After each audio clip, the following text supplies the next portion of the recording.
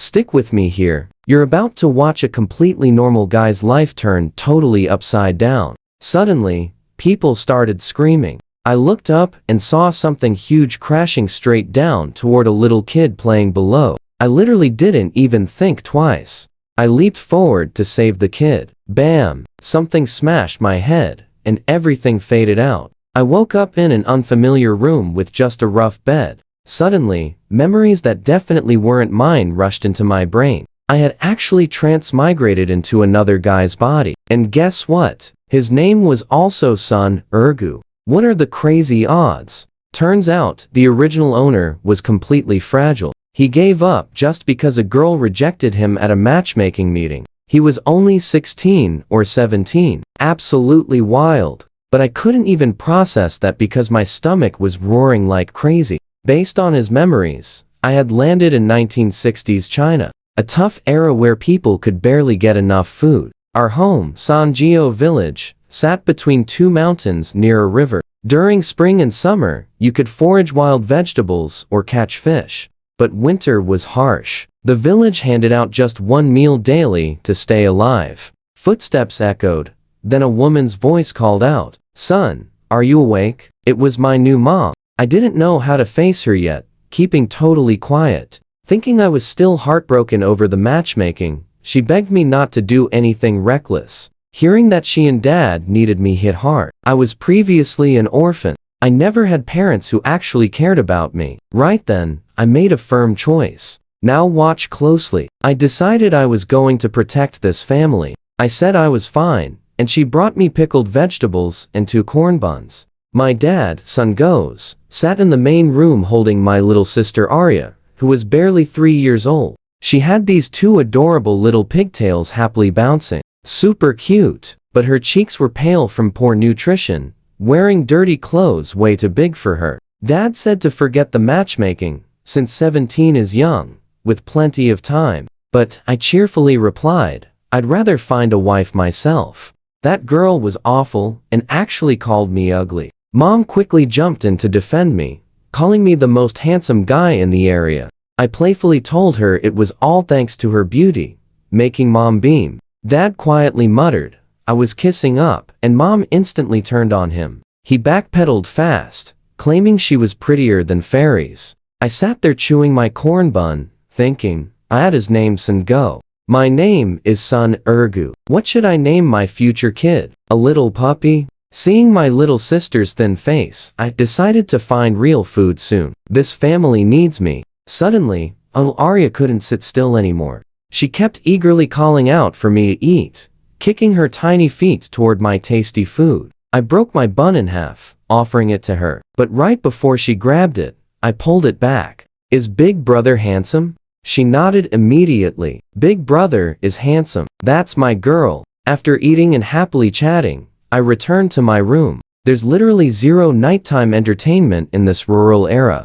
No electricity at all. Everyone just sleeps or makes babies. I did neither. Laying there, sorting through memories, I suddenly noticed something completely bizarre happening right there. You see where this is going? My pendant glowed green, so I panicked and threw it. It bounced back, so I poked it with my shoe, then my finger. Nothing. I felt totally silly. I honestly wasn't sure if this pendant belonged to the original body or followed me from before. It looked exactly like the one old man Lou, previous landlord, gave me. I once found him passed out drunk and rushed him to the hospital. After that, he rented me a room completely free, and we became great drinking buddies. Before his daughter took him abroad to retire, he handed me this jade pendant as a gift. He claimed his ancestors called it an immortal treasure, promising endless benefits, if I could just figure out its hidden secret. Back then I tried everything. Dripping vitality,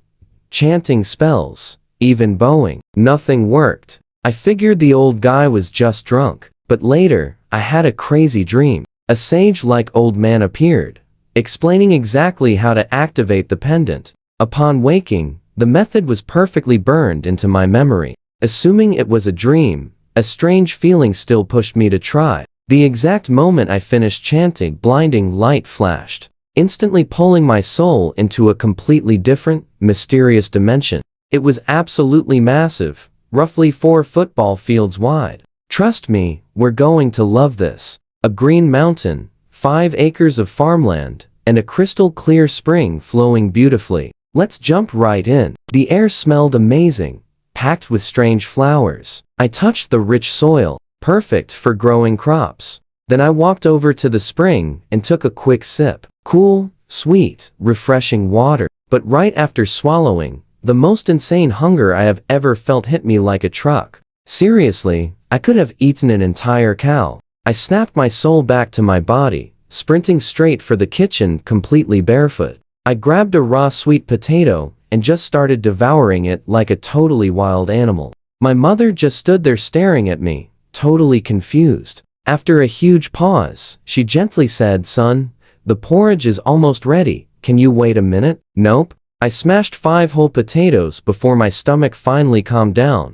Then I suddenly noticed my mother staring at me, looking totally heartbroken. I instantly realized food is strictly counted in this era. My massive snack probably meant someone else goes hungry today. Mom, I'm so truly sorry. I was just super hungry, I admitted, feeling awful. But she just sighed, patted my head, and sweetly told me to never hold back my appetite. That honest warmth made me feel even worse. I told her I had chores outside and left the house. Once outside, I patted my chest, breathing hard. That spring water was seriously terrifying. Honestly, without any kitchen snacks, I probably would have tried taking a huge bite out of myself. Walking down our quiet village path, I decided to test the space. I picked up a stone, focused my mind to collect it, and boom, vanished. I checked my Jade Space. There it was, resting quietly on the ground. I kept experimenting with it. Sticks,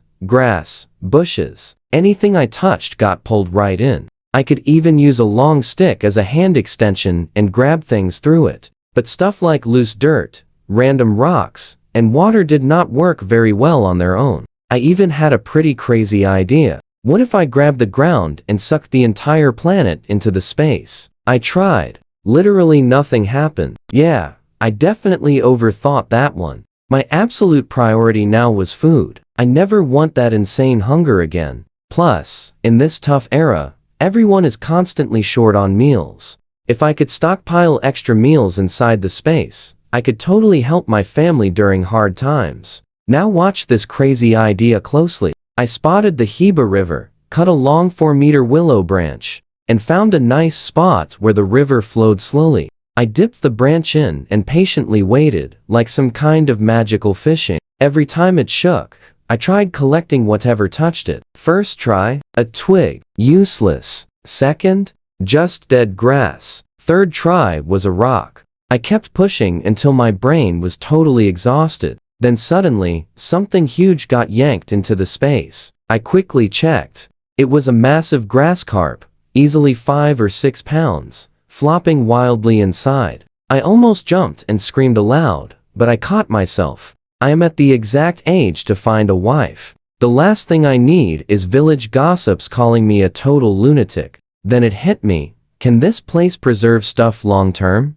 Rotting fish would be an absolute disaster in there. I really wish time would just stop inside. The exact second I thought that, the huge fish froze mid-flop. Totally still, someone actually pressed pause. I pulled the branch out and sat down to recover, using the Jade Space that much drained my poor mind completely. About half an hour later, my dizzy head cleared enough to slowly walk home. On the way back, I ducked behind a haystack, completely out of sight, and pulled the carp right out of the space. The very second it hit reality, it started flopping around like crazy, perfectly fresh and alive. You see that? Time is actually completely frozen in there. I packed the huge fish away and safely headed home, where my sweet mother was making corn flour pancakes. Not that usual thin porridge, but actual solid pancakes. She cooked them just for me, worrying about my intense hunger. In this harsh era, that is a massive deal. Lunch literally does not exist out in the countryside. Watching her fuss around the stove, my cute little sister stood on her tiptoes, eagerly trying to peek inside. My eyes honestly watered up without me realizing. As a past life orphan, nobody ever cooked anything special just for me like this. Mom turned around, spotted my teary eyes, and instantly went full protective mode. What happened? Did some woman call you pretty boy again? Tell me exactly who. I will go scold her. I wiped my face fast and smiled. Nothing, Mom. Just got some dust in my eyes. After eating, I went back out. I originally wanted to keep the fish stored for days to test the magic preservation, but I changed my mind completely. I kept remembering her stomach growling loud, even though she claimed she was not hungry. Just so I would happily eat more food, skipping her own meals to save food for us kids. That honestly just broke my heart. I walked around a while, then proudly marched home carrying that massive fish. My poor mom was shocked. I smiled, claiming I walked by the river and the fish literally jumped onto the bank itself. Amazingly, she believed me without a question. In her loving mind, her precious son would never lie. I laughed. Mom, let me go out again. Maybe I will find more. She cleaned the fish right away before the heat spoiled it. Trust me, we are going to love what happens next. Stick with me. I headed for the mountains behind our village. Sangio rests against the mountains, and my family lives down by the river, meaning I had to cross the entire village just to reach that mountain trail. Early spring meant most adults were out working the fields, turning soil, so only the kids were left hanging around the village. Passing through, they all greeted me as second grandpa or second uncle. That is right. My generation rank here is just ridiculously high. Even grown men in their 30s and 40s must call me uncle. In my past life, I was always the lowest guy. So being everyone's elder suddenly felt absolutely amazing. Talk about a massive promotion. Up the mountain, patches of snow still crunched right under my boots. I completely avoided the deep forest. Starving bears and wild boars were out roaming and hunting for food, and I definitely had zero intention of becoming a bear's morning delivery meal. About 20 minutes in, spotted some wild rabbits near a dirt mound. They were way too fast to chase, so I made a plan. I grabbed some stones, crept close, then suddenly threw them and yelled out loud.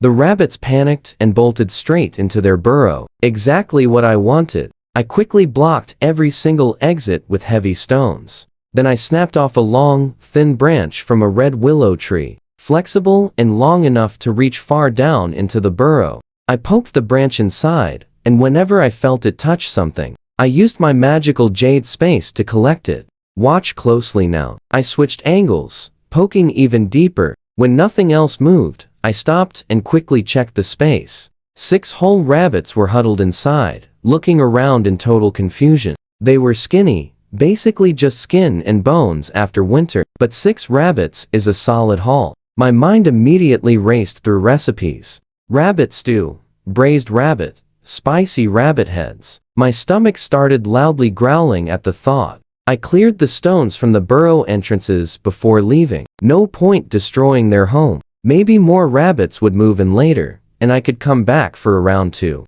I picked up some grass, stuck it in my mouth, and started humming a happy tune on my way down. But I also knew these 6 rabbits were just a temporary fix. They would not solve my family food problems forever. I looked toward the deep mountains, highly dangerous, but full of opportunity. Once I am stronger and fed, I will go deeper. The only thing bugging me walking home was figuring out what to tell my parents. We know the issue. How do you explain catching 6 rabbits barehanded? Even an absolute idiot would not believe that story. After about 20 minutes of walking, I finally reached the village edge. I pulled 2 rabbits out of the space, but then paused. They looked way too clean, so I tossed them back in and mentally knocked them against the ground, inside the space until they looked like they crashed into rocks. Much more believable. Then I headed home. It was getting pretty late, and the villagers were finishing their field work and walking back. In the middle of the village, a guy named Sunjong Chuan stopped me. "Ergu, you went hunting," he said, just calling me by name like we were equals, but by our family seniority. This guy is supposed to call me uncle. He is over 30, and I am 17. Rules are rules. Is that how you address your uncle? I snapped. Do you call your own dad by his first name too? His face turned bright red. He simply could not bring himself to call a teenager uncle in front of everyone. but I pushed way harder, telling him I would go straight to his father to report his blatant disrespect. That did it. He caved right away. Uncle Ergo, uncle. Happy now? Good boy. I grinned, making a grown man call me uncle. That was the absolute best entertainment I had since arriving in this era. He asked how I caught those rabbits. I swung them around casually and said, catching 2 rabbits? That is nothing for your amazing uncle here. He looked like he wanted to spit in my face. He walked away without another single word. I called after him, offering to explain my hunting technique, but he just walked faster. A few minutes later, an old man named Sun Eru stopped me. He called me little brother, meaning I outranked even him. He had a little kid right beside him, maybe 5 or 6 years old. He nudged the boy lightly and said, "This is your second grandpa. Say hello." The little kid called out, "Second grandpa." Without any hesitation, I suddenly felt super awkward. A grandpa should give his grandkid a gift, but all I had were 2 rabbits, and I definitely was not about to give those away. So I simply said, "Next time, grandpa will buy you some candy." I meant it as a polite, nothing like saying, "Let's get lunch sometime." But the kid took it completely seriously. His eyes totally lit up. Then every other kid nearby heard the word candy and quickly swarmed around me, yelling, "Second grandpa, second grandpa."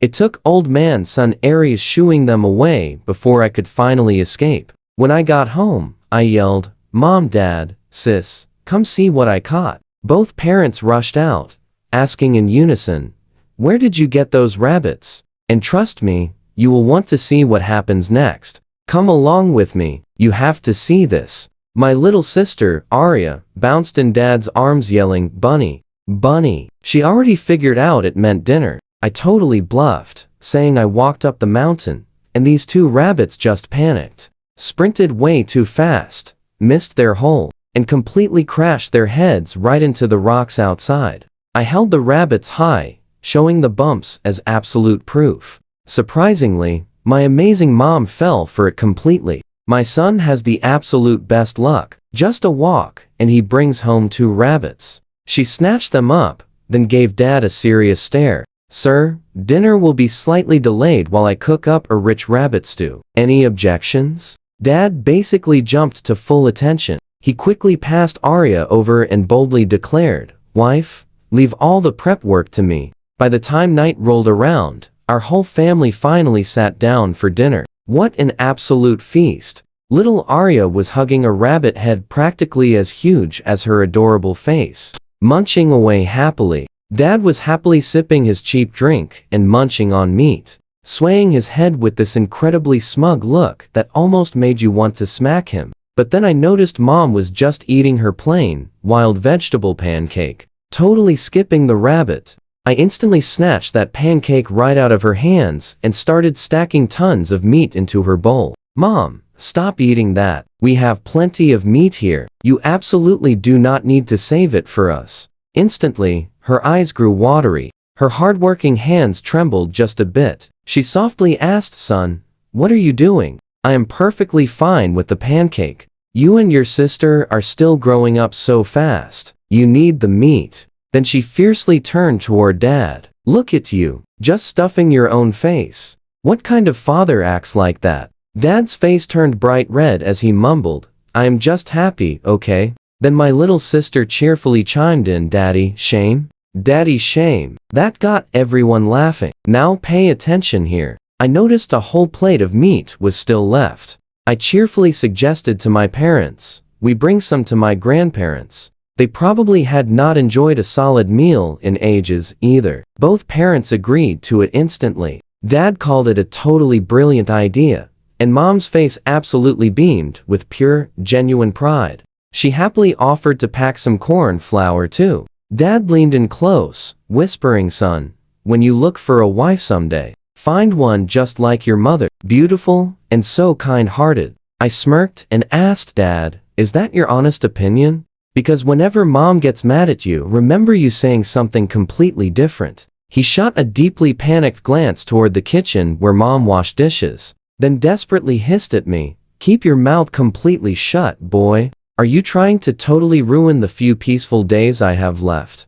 Suddenly, Arya grabbed my leg, practically begging to visit Grandma too. I happily picked her up, kissed her cheek, and promised to take her. The very next morning, I woke up early. Mom packed our incredible feast into a sturdy basket, and I joyfully carried my sister the entire way to my grandparents' house. The little troublemaker squirmed non-stop, happily humming a completely made-up song. Naturally, my wonderful grandparents were absolutely thrilled to see us. Seeing all the food, Grandma gently scolded me, saying, "Your family has so many mouths to feed. You really should have kept this for yourselves." I reassured her we had plenty left at home and to just enjoy it. Meanwhile, I seriously could not stop staring at the cool tobacco pipe in Grandpa's hand. Grandpa's son Zeong noticed my gaze, casually tapped out his pipe, packed it fresh, and offered it right over. "You have been eyeing this since you walked in. Want a puff?" I nervously hesitated.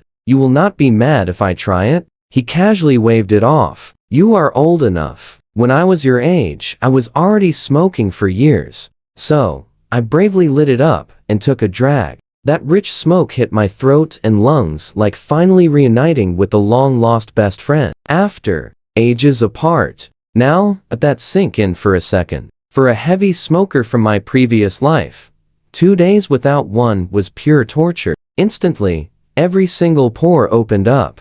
I definitely looked way too satisfied because Grandpa just smirked right at me. "Boy, you have clearly been doing this for a while. Do not pretend this is new." My face flushed bright red all the way to my ears. "Grandpa, I honestly just try it once in a while." Grandma overheard and instantly rushed to my rescue, fiercely turning on Grandpa. "You actually have the absolute nerve to tease the poor boy? Did you not just brag about doing it for years at his age? So, it is fine for you, but somehow bad for him? Back in this era, absolutely nobody thinks it is bad for your health. The older folks genuinely believe it cures exhaustion and perfectly relaxes the mind." Grandpa got completely flustered from her scolding, and Grandma turned to me with the warmest smile. "Just ignore your silly grandpa. If you enjoy it, just take his pipe home with you." I looked at her, stunned, realizing the old saying is incredibly true. The youngest son and oldest grandson are truly a grandma's most precious treasures.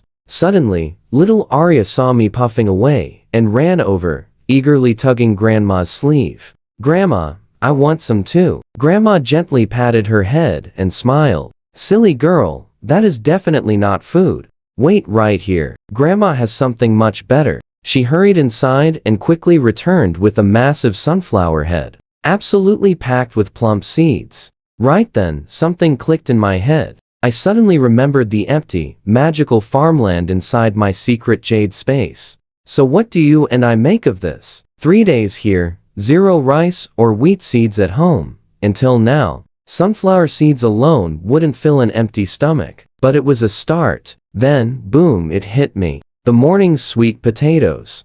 Let's be real here. You and I both know I had 5 whole empty acres. What was wrong with me? I casually asked Grandma for some seeds, then asked Grandpa where to find real crop seeds. He just sighed, saying the village tightly controlled every single seed. I had to ask the village chief, a guy named Son Erlu. Grandpa just told me to go ask him directly, and if Erlu gave me any trouble, Grandpa would personally handle him. Pretending to just brush off my shirt, I secretly slipped a dozen sunflower seeds into my Jade Space. Using purely my mind, I planted them down and willed them to grow fast. What happened next was pure magic. In seconds, the seeds cracked open, sprouts exploded upward, stems instantly thickened, leaves unrolled, and bright golden flowers bloomed, completely packed with fat seeds. Watch closely, because that entire cycle took 15 seconds. I was absolutely losing my mind.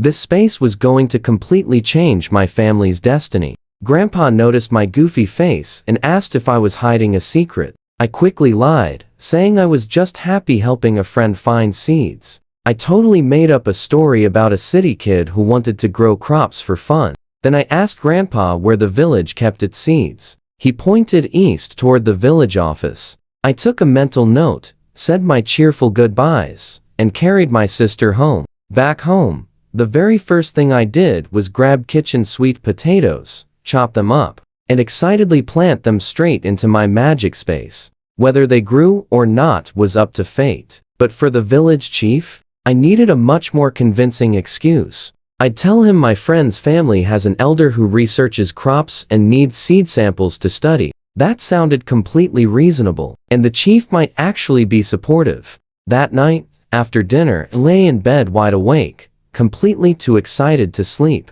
So, I put my space to work. I joyfully harvested the entire first batch of sunflower seeds and replanted every single one. 15 seconds later, boom, another massive harvest. I used that same acceleration on the sweet potatoes, and little green vines started sprouting. I wanted to push the sweet potatoes to full maturity too, but my mental energy was completely wiped out. Before I could even check the final results, I completely passed out. When I woke up, the morning sun was already shining bright. First thing I did was check the Jade Space. Over 400 sunflowers stood proudly in neat rows on the dark soil, completely mature. The sweet potato vines had actually grown over a meter long. I eagerly pulled off some vines and replanted them into the empty soil spots. They would produce more sweet potatoes soon. The sunflower seeds were absolutely beautiful, big, round, and shining like black pearls. I grabbed some old burlap sacks I found at home, sent them into the space, and used my mind to strip all the seeds from the flowers, filling 2 heavy sacks. You feel that excitement, right? I pulled them out and easily lifted at least 200 pounds. Not bad at all. I happily stored them away and got dressed. The house was empty. My parents were working the fields, and my sister tagged along with mom. This era runs on work points. No work means zero food. I hadn't done collective labor for days, which meant absolutely no free lunch at the canteen. After finishing the quick breakfast, mom left. I headed out. I went straight to the village chief's house. Son Erlu wasn't there, so I bounced over to the village office and finally tracked him down. I got straight to the point. Brother Erlu, I need a few seeds of every grain you have. His eyebrows practically shot off his forehead. Seeds are super precious before spring planting.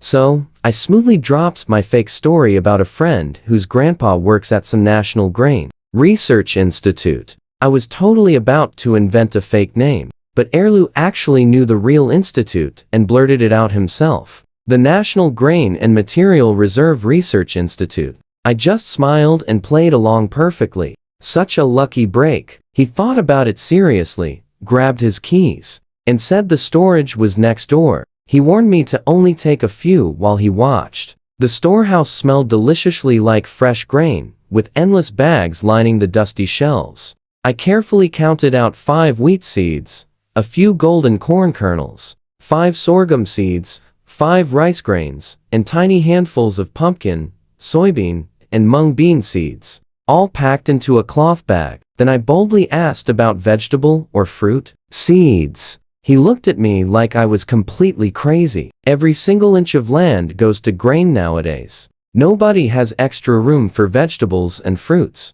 That fancy stuff is strictly for the higher-ups. But then, he suddenly slapped his forehead. He remembered something. He rushed over to a dusty corner shelf and quickly pulled out some old newspaper neatly wrapped around a small handful of seeds. He guessed they were tomato and cucumber seeds, unsure if they still worked, but happily told me to take them. Cucumbers are my absolute favorite. I thanked him like crazy and practically sprinted home. The second I got back, my mind jumped into the space to plant everything. I happily watered the cucumber and tomato seeds using the spirit spring. Stick with me here. I accelerated the field, and in just 15 seconds, wheat magically sprouted. Let us dive in. Fat corn stalks and tall sorghum grew instantly. Heavy rice drooped down, while cucumbers, juicy tomatoes, and giant pumpkins suddenly bloomed. 20 seconds later, everything was completely ripe. He harvested everything using just his mind,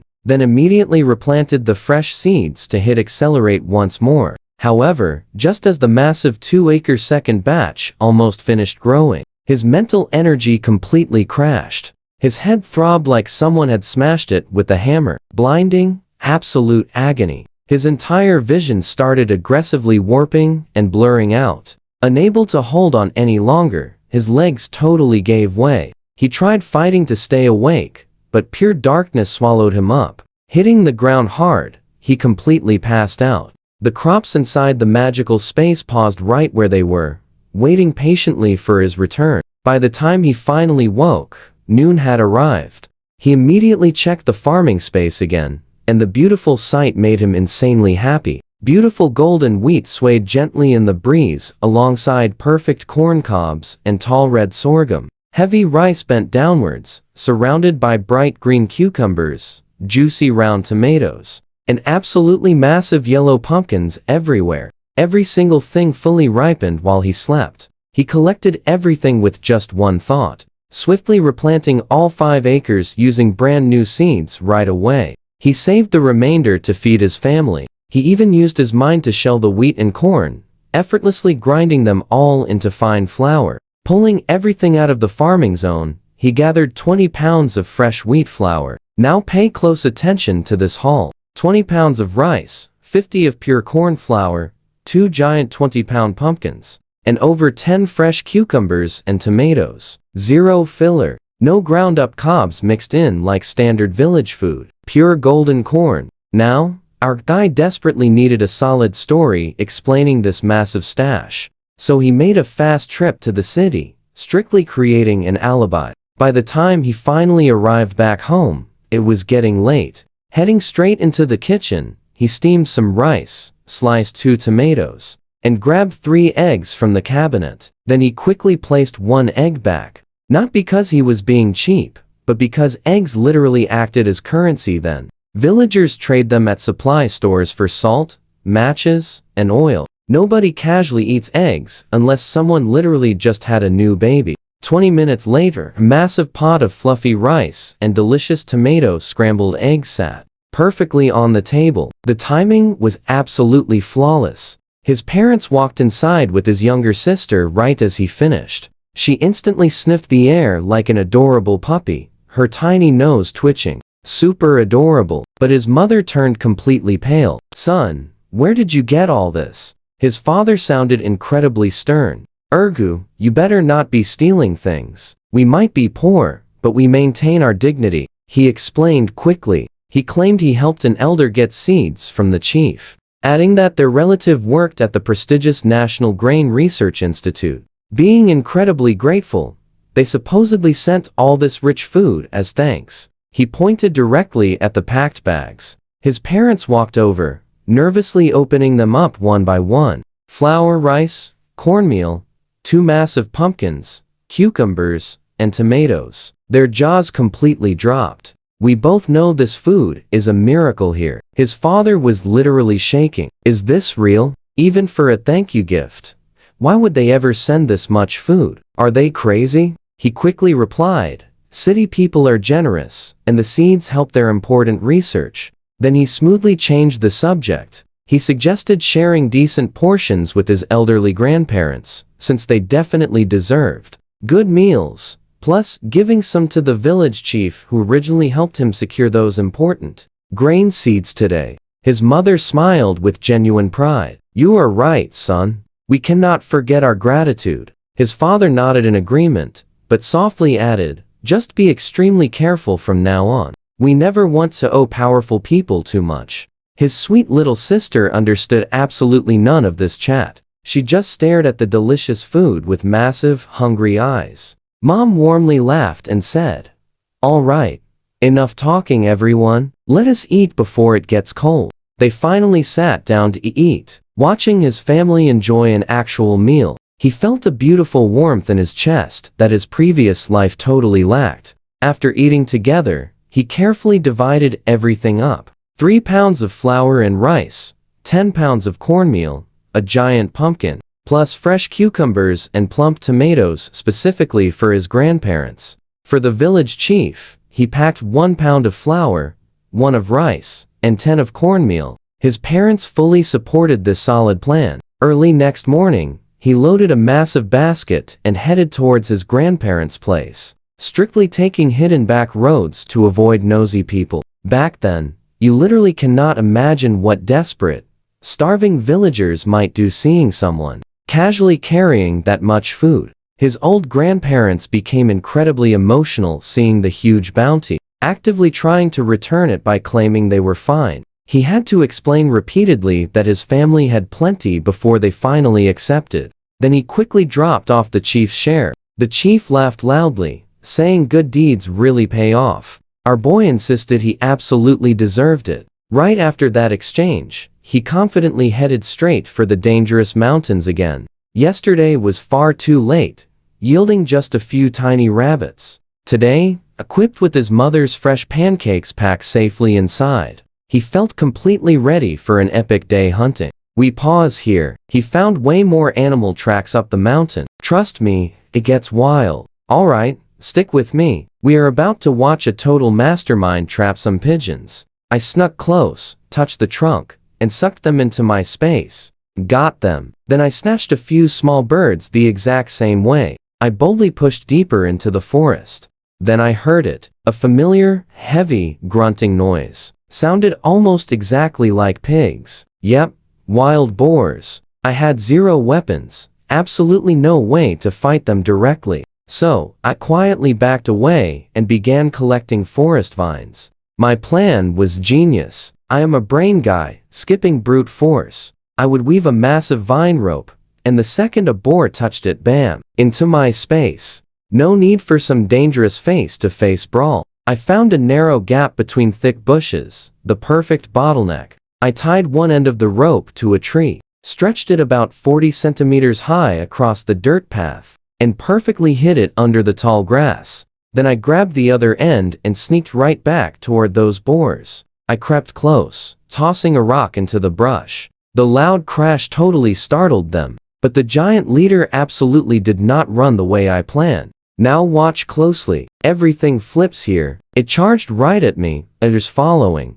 Pure, wide-eyed terror. I spun around, sprinting away. I spotted a massive boulder nearby and scrambled up on all fours, painfully scraping my bare hands raw against the harsh stone surface. I reached the top right as the angry beast slammed into the base. They circled below, snorting furiously, desperately trying to charge up that steep slope.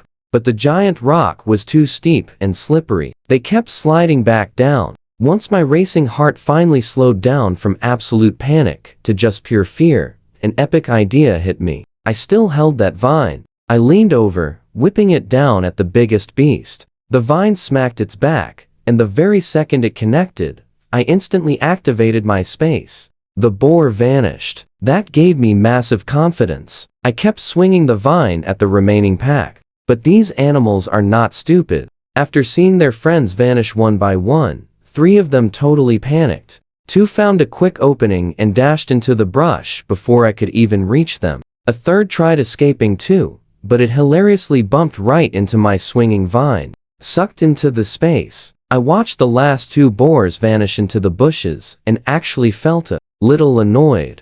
But then I checked my inventory space. 5 massive boars were completely mine. I sat on the rock, wiping sweat, my hands literally shaking from the wild adrenaline rush. 5 giant boars, 800 or 900 pounds total. That is enough meat for a long time. Then a brilliant idea hit me. What if these boars bred inside the space? If they make piglets, I will never run out of delicious pork. I used my mind, moving all 5 to the mountain base inside my space, and quickly built them a massive pen about half an acre wide. I suddenly remembered reading something in my past life about pig and fish ecosystems. Pig waste makes absolutely incredible fish feed. So, dug a half-acre pond below the pig pen and connected the drainage. Just like that, I had a pig farm and fish pond. I know what you are thinking. Where are the fish? I made a quick mental note. Sell some pork in town, get cash, and buy some actual fishing gear.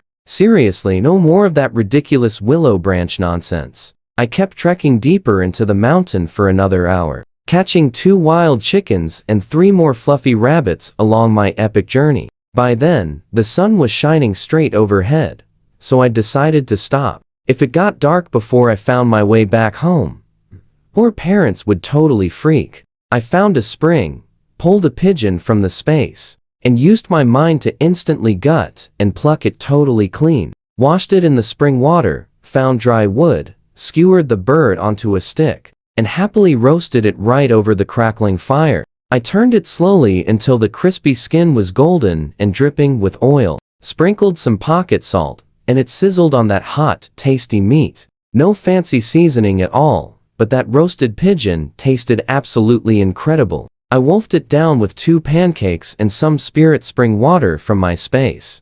Being full feels so amazingly good, I said, happily patting my belly. I put out the campfire and kept exploring. Suddenly, a wild chicken burst from the tall grass right beside me, its wings flapping like absolute crazy. It almost gave me a heart attack. That goofy bird totally freaked me out. But then, I glanced down at its exact hiding spot. Over a dozen wild chicken eggs rested in the grass like tiny treasures. My clever mind started racing. Could I hatch these inside the space? I knew wild chickens are moody and super hard to raise, but I absolutely had to try. I gently collected all the eggs right into my space. I set up a special zone fixed perfectly at 38 degrees, the exact right heat for hatching, from what I remembered, and finally grabbed a captured wild chicken to sit on the eggs. Well, I will do my part, and let fate handle the rest, I whispered. If these finally hatch and grow,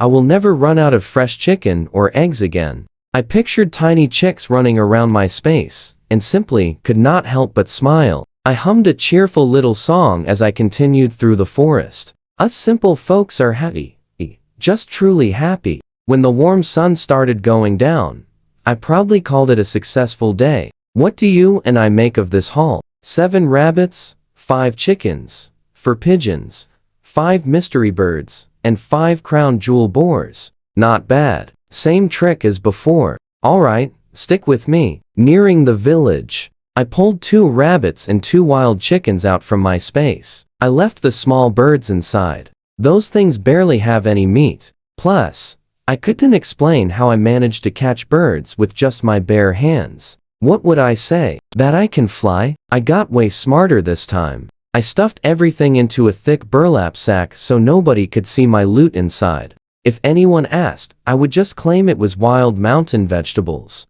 And if some nosy fool actually tried grabbing my sack to peek, tomorrow my fierce mother would be at their doorstep, absolutely screaming their ears off. Knowing her fiery temper, nobody in this village dared to mess with me. Between my high status and her fierce personality, I could practically rule this place if I wanted. Nobody bothered me on my peaceful walk back home. My parents were already home from the fields. Mom was busy scrubbing the cooking pot, while Dad sat at the table rolling a cigarette using old newspaper. I am home, I called out warmly, dropping the heavy sack down. Mom hurried over, asking what was inside. I told her to look herself while I ran to chug some water. I was incredibly thirsty after walking. I only dared drink the spirit spring water after a massive meal now. That first time still haunts me. The terrifying memory of losing my mind makes my scalp tingle. Now watch closely. Mom opened the sack and her eyes went huge. Husband, come here. Look what our son brought. Dad dropped his half-rolled cigarette and hurried right over. Both of them stared at the 2 rabbits and 2 chickens in absolute, pure shock. I told them the mountain is totally packed with animals right now. So I went up early and set a whole bunch of traps. The animals were caught by the neck, matching exactly how they looked. So my clever story held up perfectly. Dad reminded me to place warning signs near the traps so villagers would not step on them. Accidentally, I nodded quickly, promising I already had. I picked up my little sister, rubbed her tiny belly, and yelled out, Mom, Sis, and I are so hungry. Please cook soon. Mom laughed and got right to work. Dad grabbed the rabbits for cleaning, while Mom boiled water and handled the chickens, preparing, plucking, and gutting. She then cut half a rabbit into small pieces and stir-fried it with delicious homemade pickled vegetables. The fresh meat sizzled in the pan. The smell was absolutely incredible. She placed a whole chicken into a clay pot with wild ginger, fresh scallions, and foraged greens for a slow-simmered soup. Over on the large steamer, She had mixed flour and tasty corn buns going. Sitting there holding my sister, that amazing kitchen smell was driving me totally crazy. I told Dad, we are eating very well tonight. That fried rabbit smells amazing, and the hot chicken soup will be so good. Dad puffed his cigarette and smiled happily. Son, these past few days have been truly something else. I cannot remember the last time we ate this well. When Mom finally called out that dinner was ready, I practically sprinted straight to the kitchen. Everything looked completely incredible. Golden stir-fried rabbit, bubbling chicken soup with fresh green vegetables floating, and plump, steamed buns, giving off a sweet, rustic aroma. You and I know that amazing feeling. I grabbed a bun, bit it, stuffed rabbit in my mouth, and mumbled with full cheeks, Mom, your cooking is incredible. She beamed, saying, eat as much as you want. There is plenty tonight. Dad took a sip of the chicken soup and gently closed his eyes. This is the absolute freshest soup I have had in years. Meanwhile, sister was clutching a chicken leg, happily gnawing away even though it was super hot. She kept making cute little whimpering sounds, but completely refused to let go. Mom gently scolded her. Cannot you wait for it to cool down, you little glutton? Arya just looked up and pushed her delicious chicken leg toward Mom. Mommy, chicken leg. Yummy. Mommy, eat. Mom's expression melted. She stroked the little one's cheek and said softly, you eat it, sweetie. Mommy has her own. We all sat there together eating a real meal, and for a fleeting moment, everything felt absolutely perfect. After an amazing dinner, Mom cleaned up while Dad and I relaxed. I told him I really wanted to visit the pigeon market tonight. He looked at me like I was crazy. What for? It is dark. You have no money. I heard it is extremely dangerous there. I simply told him I wanted to sell some things. He instantly got defensive. You had better not be selling our precious grain or those trapped animals. Food is the most important thing right now. I quickly calmed him down, explaining that I actually caught way more than what I brought home. I safely hid 3 extra rabbits and 3 wild chickens on the mountain because I did not want the entire village seeing my massive haul. People get super jealous. Dad's expression softened. He let out a long, heavy sigh and smiled. Son, you did the smart thing. You have really grown up. He agreed to let me go, then walked to the wooden cabinet and pulled out 50 cents for me. I was totally confused. I was going there to sell, not buy. He quickly explained that sellers must pay a 10-cent entrance fee. He had clearly visited there before. Then he gave me specific directions. About an hour walk through the city, heading east for half a mile until I saw a massive willow tree. Turn right, walk a bit, and find it. He warned me about tricksters. Trust me, you and I are gonna love what happens next. Alright, stick with me here. Dad gave simple rules. Never get greedy bargaining, and if robbers show up, just toss the goods and run. Dad wanted to come, but I completely talked him out of it. We couldn't leave Mom and my sister alone with all that precious food. I promised him, just sell the game, grab salt and daily supplies, and hurry back. He patted my shoulder, telling me to stay safe. I tried resting in my room, but zero chance. I was too hyped for the market. Around 11 at night, I grabbed my flashlight and sneaked out. A 50-minute trek. I spotted the giant willow tree Dad mentioned, took a right, and found a narrow alleyway with flashlight beams flashing everywhere inside.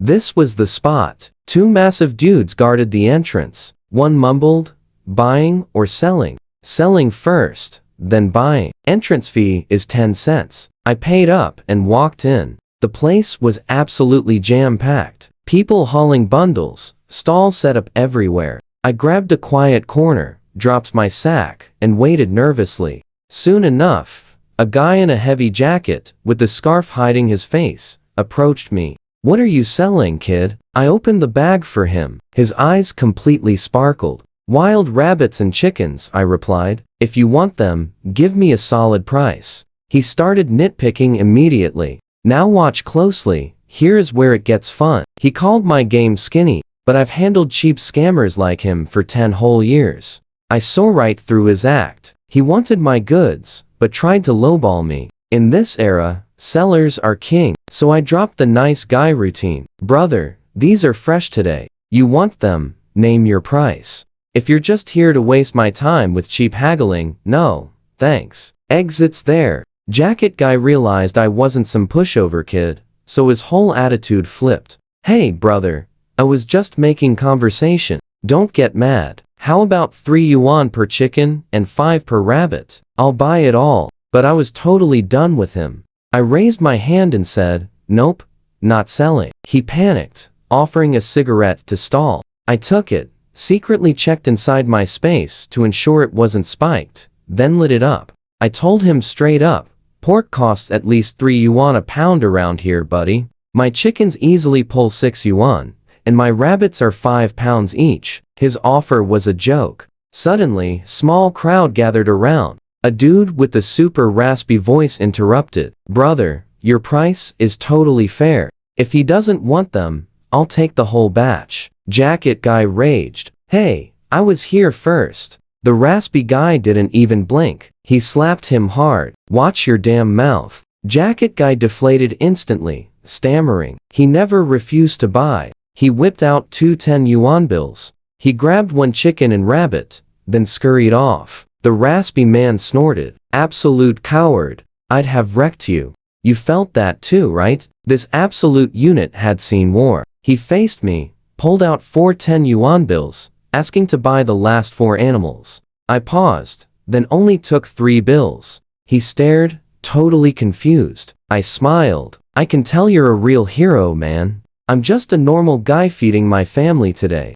I can't do much, but this discount is just my way of showing respect. He stood silent for a second, then let out a massive, booming laugh that turned heads across the whole market. He slapped my shoulder. Kid, I appreciate it, but compared to the brothers we lost out there, I am nothing. You earned every bit of this money. He shoved the bill back. I protested. He refused. We don't take a single thread from regular folks. That is our strict rule. He grabbed the sack, walking away. Consider the bag alone. Next time I'll return it. I packed my cash. 60 yuan. Pure wealth back then. For context, a teacher's tiny 27 yuan salary could feed 6 whole people. Jacket guy crept back like a rat, trying to act tough, asking if I knew who that badass soldier was. I totally ignored him. Typical coward, hiding from the strong and acting smug when they leave. I strolled through the stalls, grabbing salt,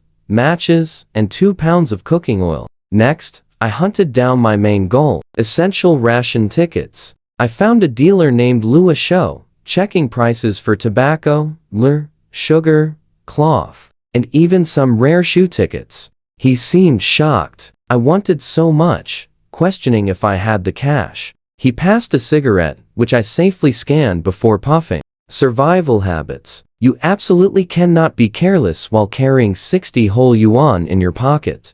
And trust me, you are gonna love this next shopping spree. Let's dive right in. This guy pats his chest, promising me the best city prices. I just smirked at Lu Esho. Trust me, salesman talk is just straight up lies. Only absolute fools buy that. Then he lists the prices. Class A cigarette tickets are 40 cents each. Class B ones, 20 cents. Class A liquor tickets run 80 cents. Class B, 22 cents. Cloth tickets cost 1 yuan 80 each. Sugar tickets are 80 cents per pound. Shoe tickets cost 12 cents apiece. I cringed inside. These things were definitely not cheap. He stared eagerly, fully expecting me to scream, "Give me everything you have." But instead, I told him I had 0 money. His jaw literally dropped. Say what? I repeated, I have no money. He immediately started getting mad, assuming I was just messing around. But before he could even threaten me, I instantly cut him off. Can I trade grain instead?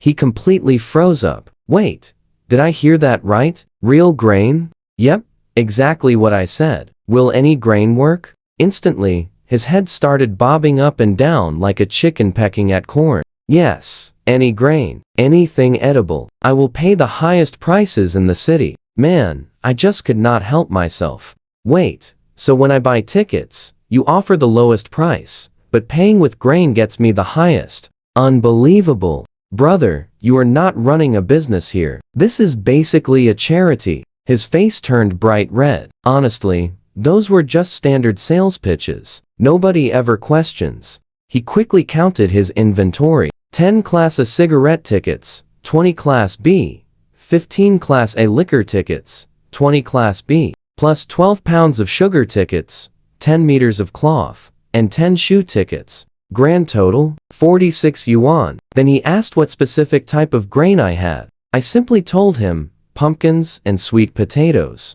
Half the excitement instantly vanished from his face. He clearly wanted rice or wheat. But hey, food is food right now. So he just nodded and gave his quote. 50 cents per pound for pumpkins, 12 cents per pound for sweet potatoes. I quickly did the mental math. My pumpkins weigh 20 to 30 pounds each. Just 3 or 4 cover a massive chunk. I would need near 400 pounds of sweet potatoes for the rest. But these tickets were absolutely worth it, especially the cigarette ones. A guy needs his smokes. I agreed to hand over 3 massive pumpkins plus some sweet potatoes, with any leftover value going toward buying extra tickets. Then I walked off, looking for a completely private spot to pull these goods from my inventory. Space. I came back 30 minutes later, totally empty-handed. Lu Esho rushed up, panicking. Where is the food? I just shrugged innocently. 4 pumpkins weigh 100 pounds. Sweet potatoes are close to 400. Did you really expect me to carry all of that back here? He angrily cursed under his breath. I told him to follow me, and to definitely bring some helpers. He dramatically rolled his eyes. After 5 or 6 minutes of walking, I could easily tell he was getting super nervous, probably thinking I was leading him into some trap, getting ready to run. Then I pointed around a corner at 3 massive pumpkins and 2 sacks of sweet potatoes. He definitely did not approach right away. He just stared at me for this painfully long, uncomfortable moment. Honestly, it took so long, I almost punched him. Finally, he walked over, inspected everything, knocked on the pumpkins, heard a satisfying thud, and nodded approvingly. Not bad at all. Then he stuck his fingers straight into his mouth and let out a piercing whistle. Seconds later, 4 dudes dressed in black came rushing out of a nearby dark alley. Watch closely here. When those 4 guys in black suddenly sprinted out, my guard went way up instantly. I jumped in front of Lu, screaming into the darkness. Second uncle, third uncle, fourth uncle, fifth uncle, please do not shoot them. They are just here for grain. Keep your fingers off those triggers. Instantly, Lu and his guys froze in pure terror. Lu ducked behind my back, his voice totally trembling. Brother, this is a fair deal. You are not trying to rob us, right? I just kept shouting loud warnings to my completely imaginary army of shadowy uncles. I know what you are thinking, right? Total bluff. After dead silence, Lu nervously stuttered. They heard us, right? I shoved him away, yelling about his guys popping out of nowhere. He apologized frantically, quickly explaining they were only there to carry those goods. I dramatically pushed the pumpkins and sweet potatoes over, telling him to grab his stuff and get lost. After his goons hauled everything away, Lu finally calmed down and grabbed his bag. We still had roughly 2 yuan of difference left to settle up. So I picked out 6 tea mug tickets, 2 toothpaste tickets, and 8 toothbrush tickets. He just waved off the small difference, saying he valued our friendship way more than spare change. We shook hands, agreeing to do business again. Walking away, I boldly drew 2 circles above my head with my hand, a fake signal to my totally non-existent uncles. Right behind me, Lu was wiping cold sweat off his face, muttering about how incredibly lucky he was that I played fair. The entire walk home, I honestly could not stop grinning. Money earned, tickets secured. Plus, I scared a black market dealer half to death with uncles that do not exist. Sneaking through the front door, I heard a single cough coming from the main room. Yep, Dad was still waiting up for me. I coughed back once. No reply. Everything was understood without a single word. My heart felt really warm. And that is where we leave it. Next morning, showing Dad all those supplies and my 60 yuan profit. He did not even flinch, just told me to keep it. Stick with me. Dad and Mom rarely need country cash. I showed Dad my shoe tickets, wanting to treat everyone in town, but he flatly refused for himself and Mom, insisting their brand new shoes would just get totally ruined working the farm fields anyway. He did tell me to buy my little sister's shoes 2 or 3 sizes larger though, so she could easily wear them again next year. Mom walked in holding breakfast and cheerfully agreed. Please do not worry about us at all, just buy whatever you need. Once they finally left for their collective village shifts, I happily scooped up my little sister and headed straight toward the city. Today's mission was massive shopping. Fresh shoes for everyone, cigarettes for me, sweet candy for sis, and some nice liquor for Dad. My sister was absolutely bouncing with pure excitement, happily starting out right in my arms. Approaching the city, she demanded to walk. After that, she became a total free spirit, wildly chasing butterflies, squatting down to stare at pretty flower buds, and happily running in dizzying circles. Our 30-minute walk became almost an hour. We finally reached our big destination, the Zibin supply store. Once inside, those busy front clerks barely even glanced our way as we walked right in. I marched straight toward the shoe section, finding my excited sister some awesome red cloth shoes featuring a super cute tiger face on them. They were 2 finger widths too large, absolutely perfect for growing into next year. I grabbed matching pairs for my parents and picked out fresh new ones for myself. That magical spirit spring water made me grow significantly taller, leaving my current old shoes feeling painfully tight. Before I could even try mine on, some loud guy behind me randomly yelled, "Hey, kid, do not try them on unless you are buying. You will ruin them." I turned around, a decent-looking guy, late 20s. I calmly told him I was absolutely buying them, but just needed to check the size. He handed over a newspaper to put onto the floor under my feet. Fair enough.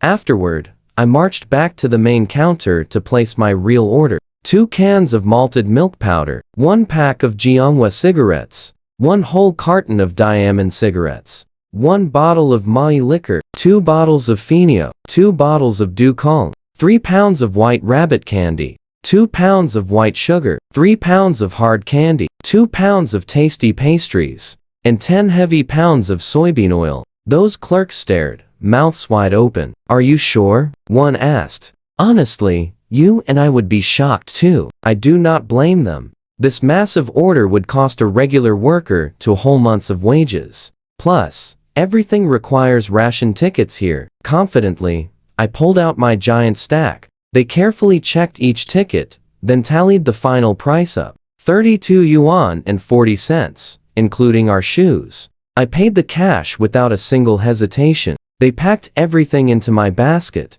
kindly reminding me to stay super careful traveling with so much heavy stuff and a toddler. On the way out, I stopped at a cool state-run restaurant for some peanuts. Once outside the busy city with absolutely nobody around, I stealthily moved most of the cigarettes and heavy liquor into my secret Jade Space, while my little sister was distracted. Thanks to the spirit spring water upgrading my body, I easily carried my sister and that heavy basket for over 30 minutes without ever feeling tired. When we finally arrived home, my parents were still working the fields. I gently placed my sleeping sister into bed, quickly making myself some tasty egg fried rice, plus a sweet cold tomato salad using the fresh white sugar I bought. While eating, I started daydreaming about all the amazing famous Beijing foods I needed to try. Kanju roast duck, donglash, lamb, hot pot, and xiao chong chun stewed intestines. My mouth was absolutely watering just thinking about it all.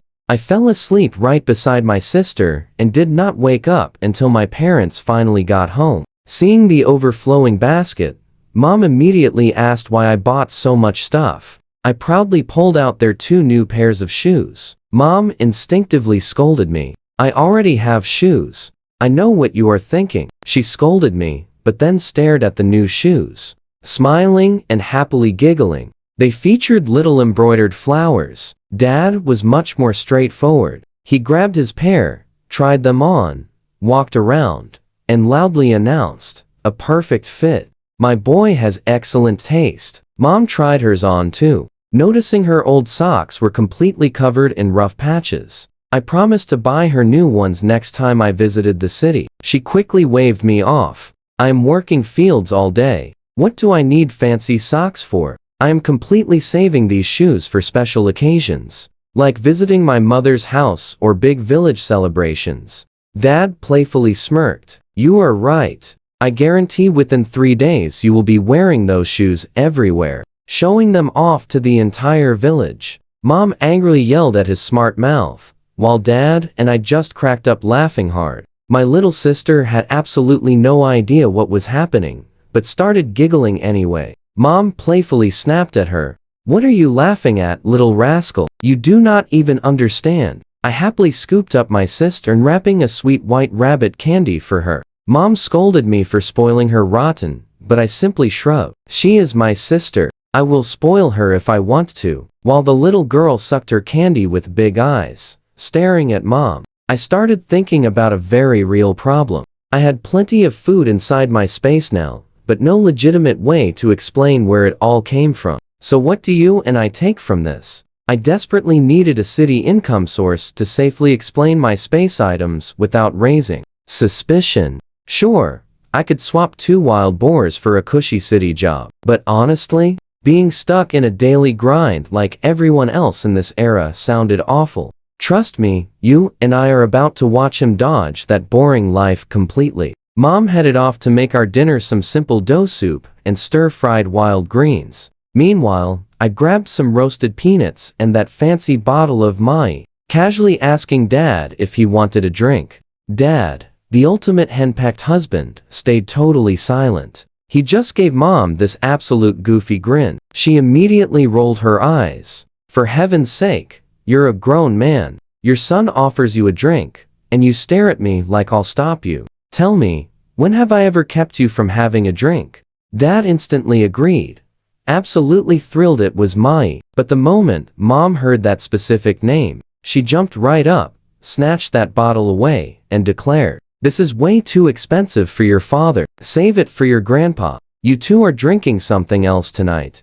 Dad looked at me with totally desperate, helpless eyes. I just shrugged. Sorry, Dad. He leaned in closer, whispering softly, son, got any more Mai? Nope, just Fingio and Nolanin. Pick your poison. His face absolutely lit up at Fingio, but Mom totally overheard and fired up again. Wait, someone told me Fingio cost even more than Mai. Hand over the Fingio and take the Mai instead. I finally sighed. Mom, are you actually gonna let us drink anything at all tonight? That shut her up. A mother just can't deny her kid. So I poured his drink, then casually whipped out a premium pack of Manhwa cigarettes. I shot Dad a knowing look, then glanced at Mom. He just shook his head. Seriously? Now watch this closely, because before I could even blink, he completely swiped the whole pack and shoved it away. I wasn't having it, Dad. Wrong pack. Those belong to me. Under Mom's absolute, furious glare,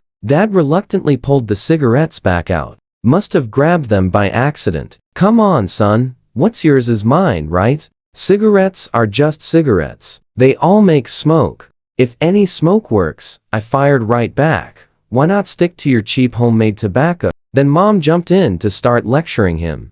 You're a grown adult fighting your kid over cigarettes. He works so hard to buy nice things, and you just try to quietly pocket them. Have a little dignity, Dad mumbled. He was just joking, his face turning bright red. I looked right at Mom, flashing a big thumbs up. Mom, your discipline game is seriously top tier. She just glared. You two are absolutely unbelievable. The father acts like a literal child, and the son just eggs him on. I give up. Dad and I totally locked eyes, both bursting out laughing at the exact same time. Dad threw an arm over my shoulder. Who says my boy isn't amazing? Just look. He bought his old man the best cigarettes and premium liquor. The kid is a total saint. I nodded enthusiastically. Exactly. Dad is so lucky. He probably smiles in his sleep. Mom shook her head at us both. Though she absolutely couldn't hide her own smile. There is no question about it. You two are definitely father and son. Being shameless definitely runs in the family. The next morning, woke up to a totally empty house. My parents took my sister to the fields so I could finally sleep in. After grabbing some breakfast, I decided to head straight into the city to explore. Let's pause here. After half an hour of walking, my legs were absolutely finished. The very first thing I'm buying with cash is a bicycle in a rusty used one. I randomly stumbled onto a nearby bus stop and somehow ended up hopping on board without even thinking about it. The ticket lady glanced over, asking where I was headed. I answered honestly, first time in the city, absolutely no idea, just exploring the sights. She suggested Baha'i Park, said it was just a few stops away and very popular with visitors. I thanked her nicely, paid 2 cents for my ticket, and she seemed thrilled whenever I called her sister. Right at the park entrance, I spotted a classic state-run shoe repair stand. I asked the old guy if he'd sell me some thick thread. He stared at my brand new shoes, confused. Your shoes aren't even broken right now. What do you need thread for? I explained loudly that I just wanted to buy the raw thread itself, not fix my shoes. He grumbled about me yelling so loud, charged me 20 cents, measured out roughly 7 arm lengths, snipped it off, and told me to get lost.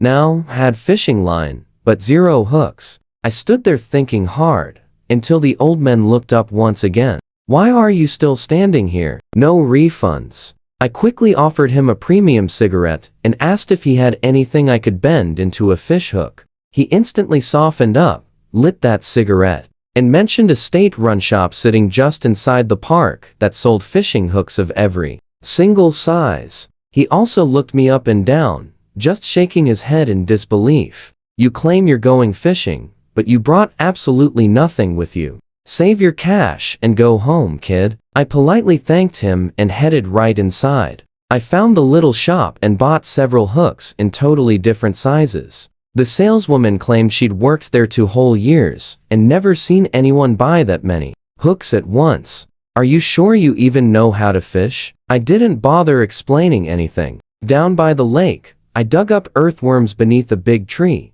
hooked one securely, tied a tiny twig as a float, and just cast it straight in. Honestly, the whole setup looked completely ridiculous, I'll admit it. Instantly, some super loud laughter exploded behind me. I turned around. So what do you and I make of this guy? A balding dude with a big belly, pointing and cracking up. I finally snapped. You got a problem? Alright, stick with me here. He squatted down next to me, smirking. Kid, you really think a twig and a worm will catch anything? If you actually pull a fish out of here, then absolutely no fisherman in Baha'i Park would ever go home empty-handed. I told him to mind his own business and buzz off. He choked on his pride, then snapped that he was staying right here. I will sit right here and watch. If you actually catch something, I will personally apologize. Keep your apology. I ignored him and watched my twig. A big crowd had already gathered, and someone helpfully chimed in.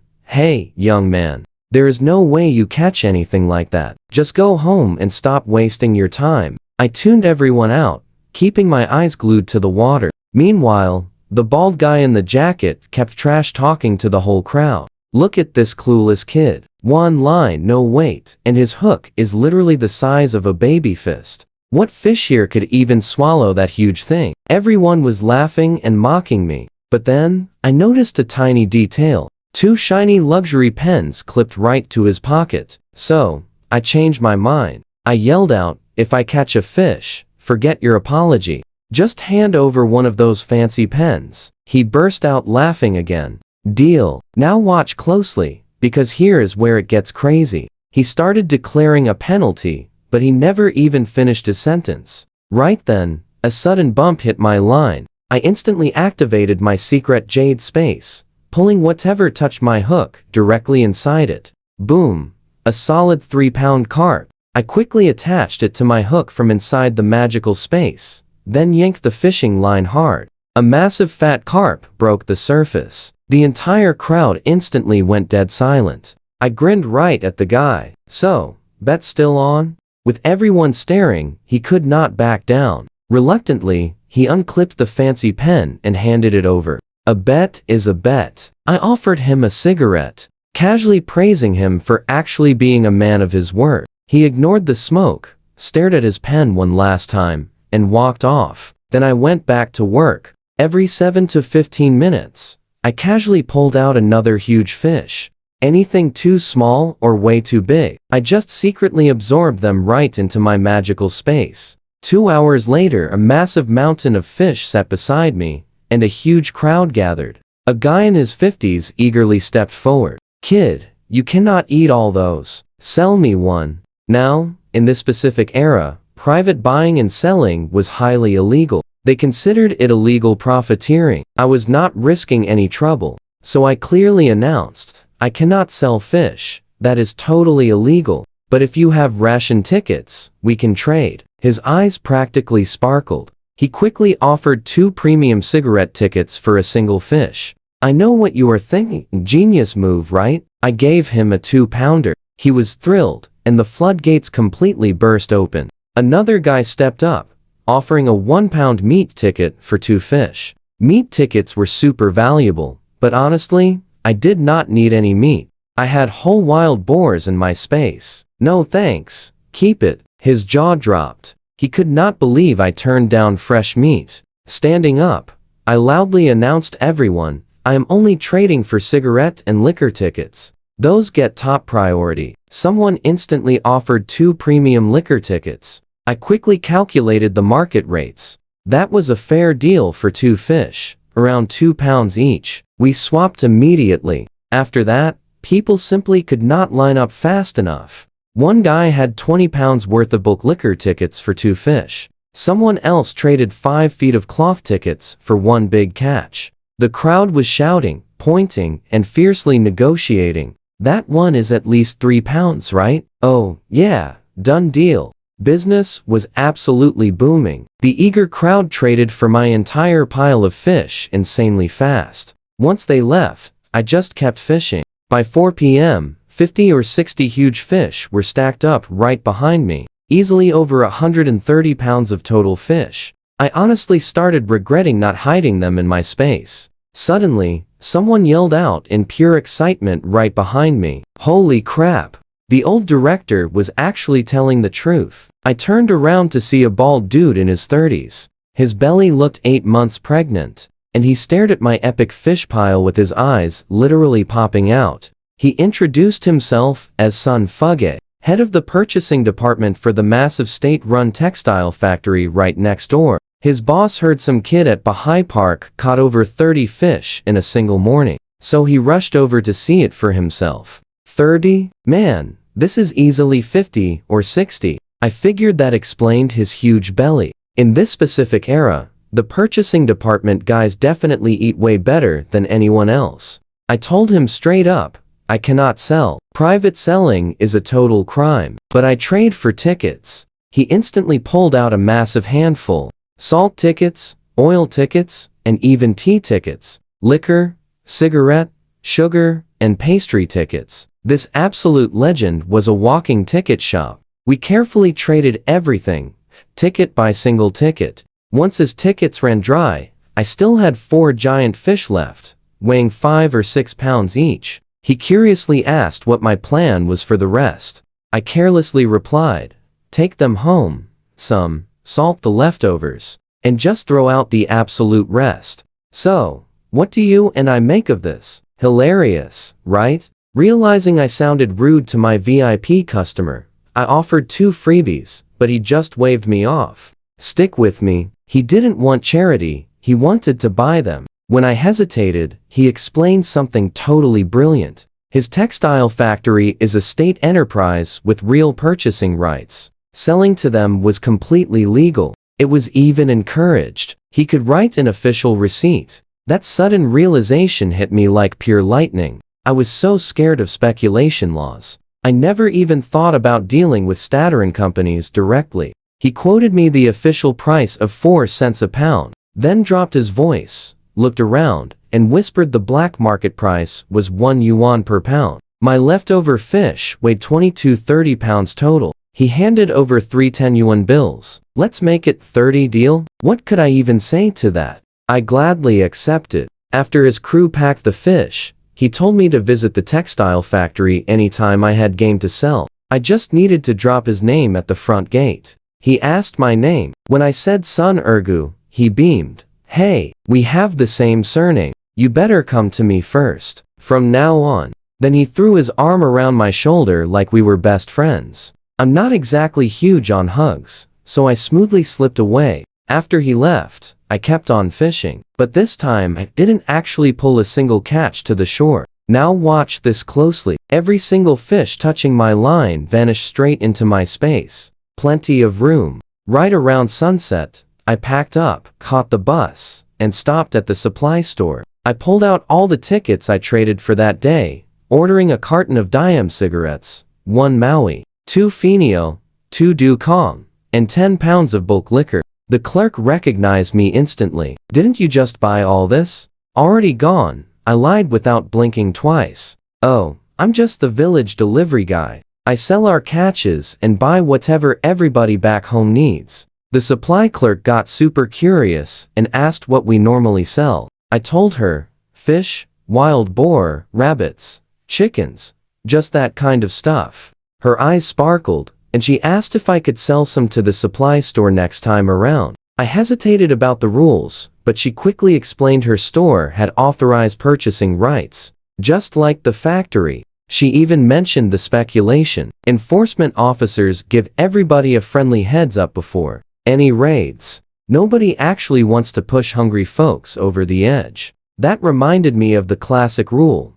Never put all your eggs in one single basket. Having multiple buyers was incredibly smart. I told her I would absolutely bring things by after village hunts. She was thrilled. Walking home, I upped into some trees to store my basket. You see where this is going? I figured it out. When people are starving, meat is absolute king. Over the next 5 days, I hunted the mountains and fished the river with non-stop, endless energy. I never went to the city. By the end, my space held 300 fish, weighing 700 pounds, total, 32 boars, and over 100 rabbits and chickens combined. Insane. That ignores what I fed my family daily. But my constant trips into the mountains carrying armloads of fresh game really started grabbing some serious local attention. Jealous whispers quickly spread around the village. I fully expected this, so I decided to share today's fantastic catch with them. Those kids called me uncle and grandpa. Every day I wanted to return the kindness. Bright and early, I hiked deep into the mountains. The outer zones were practically empty from my intense raiding over the past few days. After walking 2 hours, I rested on a boulder, happily crunching a space cucumber, though I really wished I had some sweet, actual fruit right then. Then I heard it, quiet, grunting noises. My ears instantly perked up. Wild boars, and from that heavy sound, a whole ton of them. I carefully crawled through the tall grass. These past hunting days taught me that wild boars are way smarter than I realized. With incredible noses, they can literally detect hidden food from 5 kilometers away. I actually caught several before by digging pit traps baited with corn and potatoes. After 15 minutes of crawling, I peeked over the ridge, and my heart totally stopped. An absolutely massive herd, at least 13 boars, gathered around a mud pit near some wild veggies. The leader was a total giant, easily pushing 300 pounds.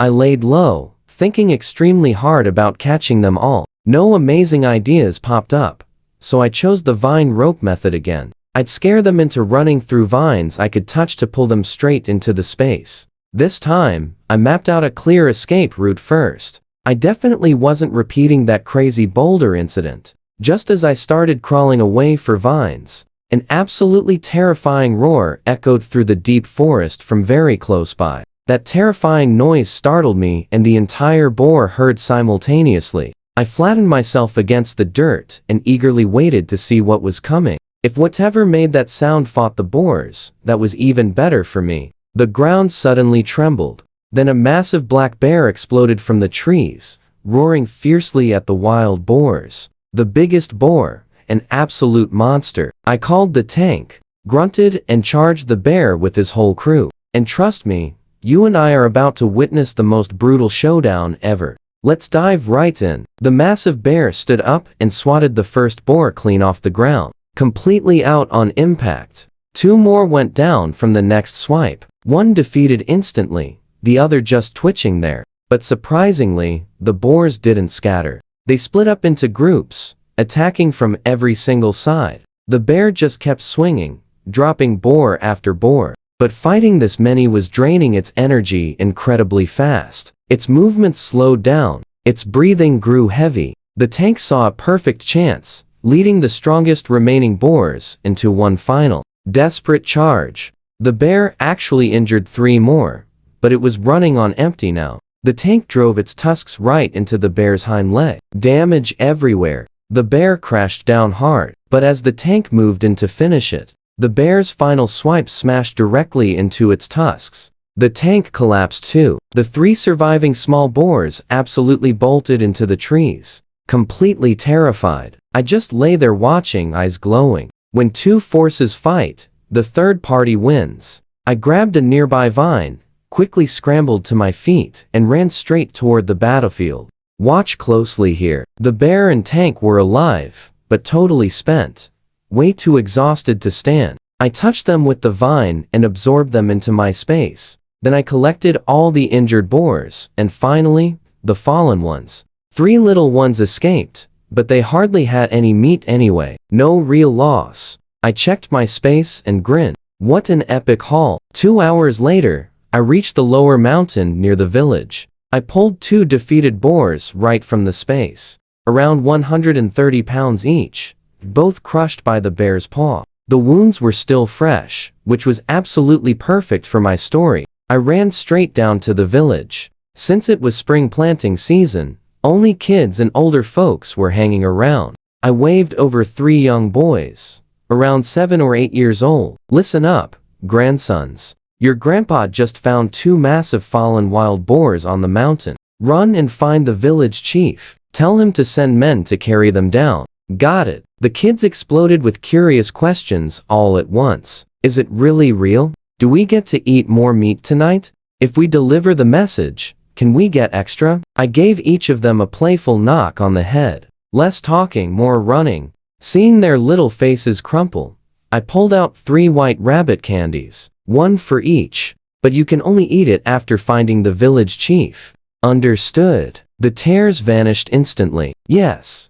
Yes. Understood. They snatched the candies and took off running like their lives depended on it. I finally sat down to rest. I wasn't actually trying to be mean. You get it, right? I was worried. Those boars were freshly marked, and dangerous wolf packs roamed these mountains. The absolute last thing I wanted was for wolves to smell them and steal that meat, before the villagers could safely carry it home. About 15 minutes later, the village chief's son Erlu came running up the hill with a dozen men. Is it true? You really found 2 wild boars? I put on my exhausted act and told them the whole story. I saw a bear fighting a boar herd. The bear defeated several, then left without eating them all. I just dragged 2 fallen ones back. Everyone's faces totally lit up with pure excitement. Erlu wanted me to lead them up, but I just waved him off, saying I was too tired to walk. I told them to follow the path for 20 minutes.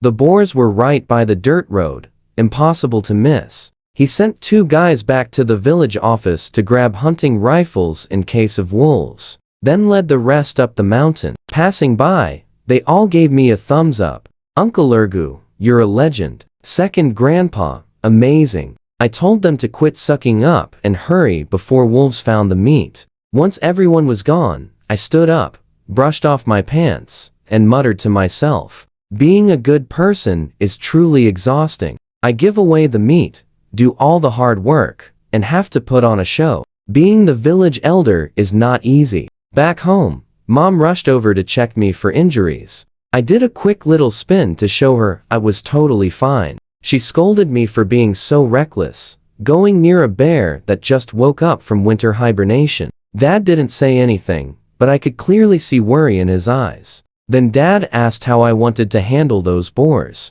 Mom suggested keeping one and giving the other straight to the village. Even saying that, her face showed she didn't want to share at all. Both go to the village. We keep absolutely nothing. Hearing this, Mom jumped right off her chair. Are you stupid? You risked your life for those boars, and we don't keep a single one? Dad, on the other hand, nodded with quiet approval. I sat Mom back down and explained gently. These past few days, people in the village are already getting jealous of the game I bring home. Now, show up with 2 massive boars weighing over 250 pounds total. If we keep half, that's 120 pounds for us. And the remaining 130 gets split among 50 households, almost 300 people. You think they won't deeply resent us? Mom fired back quickly. Why should they resent us? My son risked his life for this. They should be extremely grateful they're getting anything. I just tried the philosophical approach.